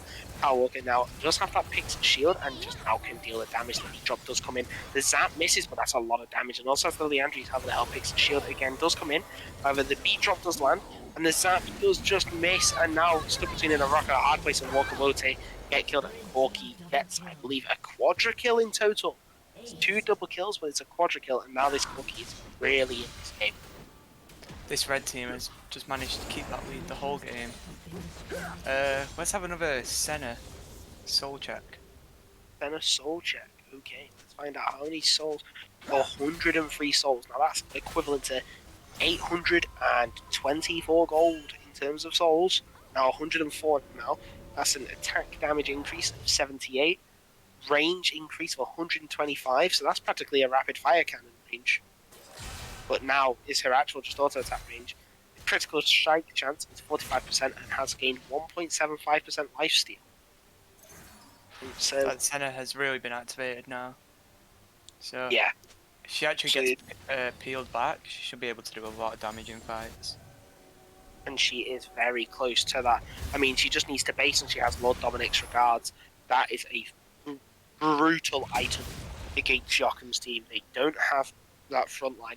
Their best front line is that Urgot. And Urgot doesn't really build that armor that you want to see. And that will just mean really just not fun time. Not fun time at all for the entirety of Joachim's team, however. Realize his team now, starting up the Baron, 1,000, 9,000, 8,000. You do wonder if Joachim's team will even attempt to contest this. However, I would be very surprised if they do. Now, it's an uncontested Baron. They did try with the Jinx ultimate. You're not going to get much out of it. And now the Elder Drake is also spawning. Are they going to go and take Elder Drake or try and push it down mid? I mean, they can just send a wave down mid and force Joachim's team into a 50-50. Do they want to deny the? Do they want to pick up the wave, or do they want to press the Elder? I think we all know what you're forced to do. That's a lot of damage going down onto Banhammer. That's half HP in one auto. That's not very balanced. It's not very fair. It's 7,000, 6,000 health now. They do drag it out. It's 5,000 health now.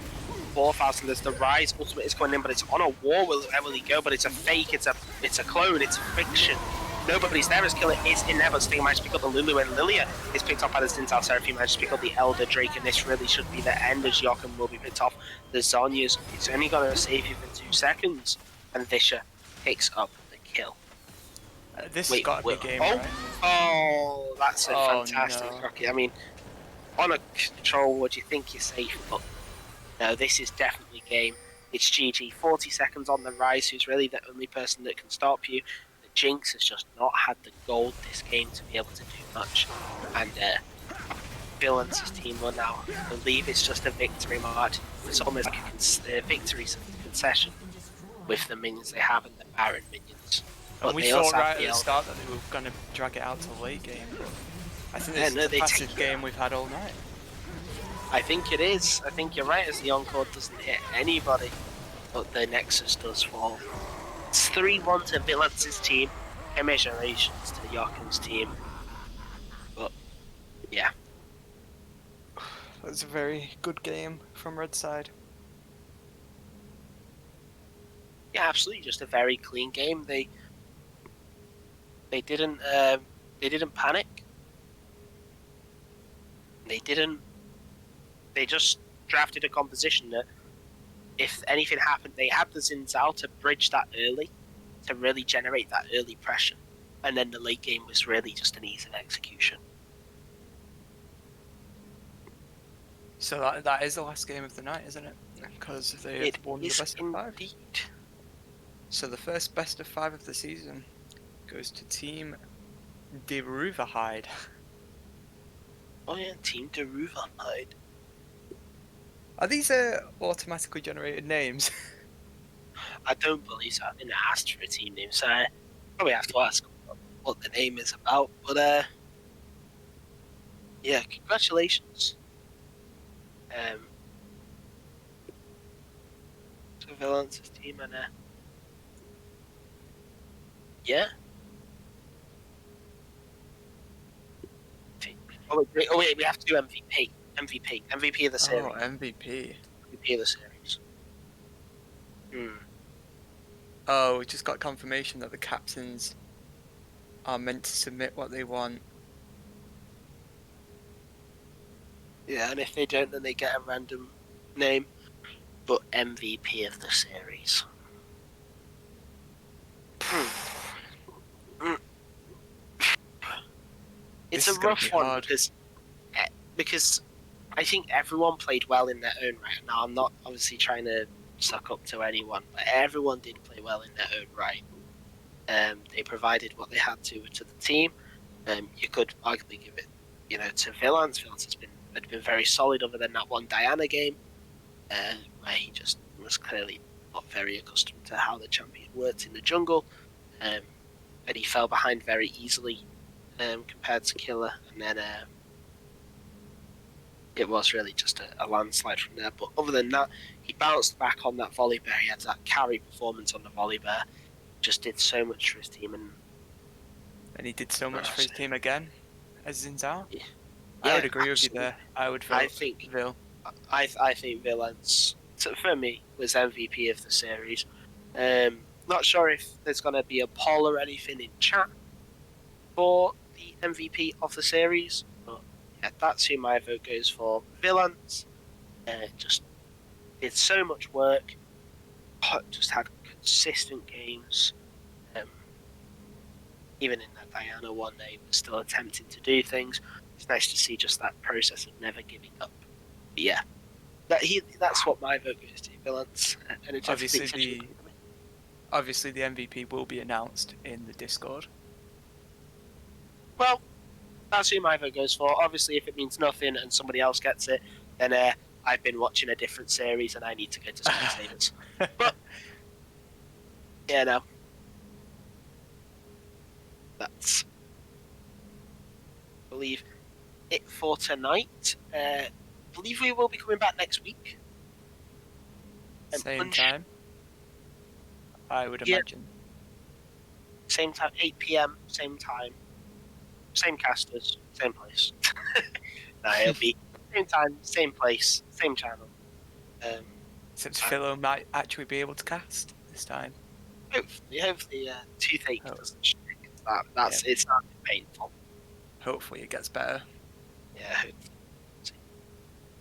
Oh, and 1v1 and 2v2 are next week Oh yeah. on Saturday. I Oh, actually didn't hear about this. I I'm maybe should have shocking a read up. 1v1. So So how's that going to work? Is that a one night thing or is that another league starting? I believe it may be a one night thing. But obviously, the people that are actually organising it can tell you about it. Because I have no idea how it's going to work either. That'll be very interesting to watch or even playing. Yeah, It means a lot more people can play in one night as well. yeah, absolutely. Don't know if it'll be like a King of the Hill style or whatnot. I'll have to wait and see what Stinger says. Yeah, absolutely. But I'm not sure if Phil is still here. If he is, yeah, there's much else to talk about. I don't think so either, but I don't think So- Philo's here.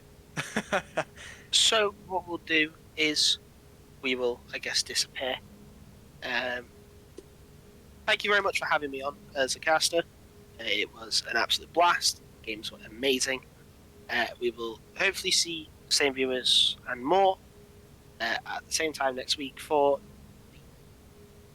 all of the things that are going on: the 1v1, 2v2, and the 5v5. Yeah, we'll see you next week. Right, see you. Bye bye.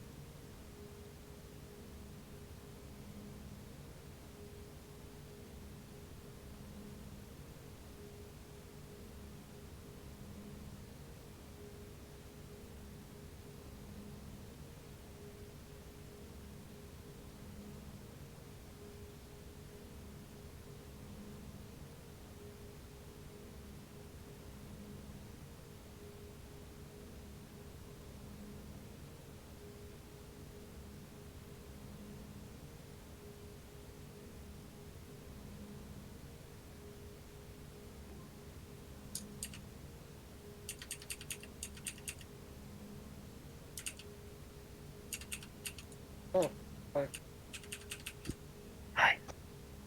Oh, hello.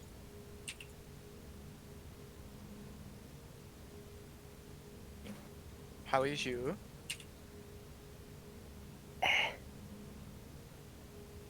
Have you been working today? Thankfully not.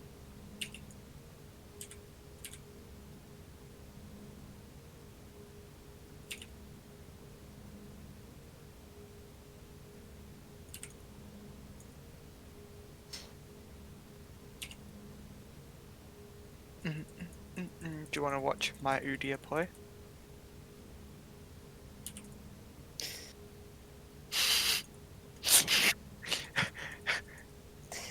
If Oh, it's anything, got the answer. if it's anything like the last time, Shh. Don't worry about it. I am a pro Udia. He has me in the game, so I'm probably not going to speak much at all because people being asleep and all. I was about to say fuck the people asleep, but then no. that's just dirty, right? Stop it. It's only dirty if you think about it in that way.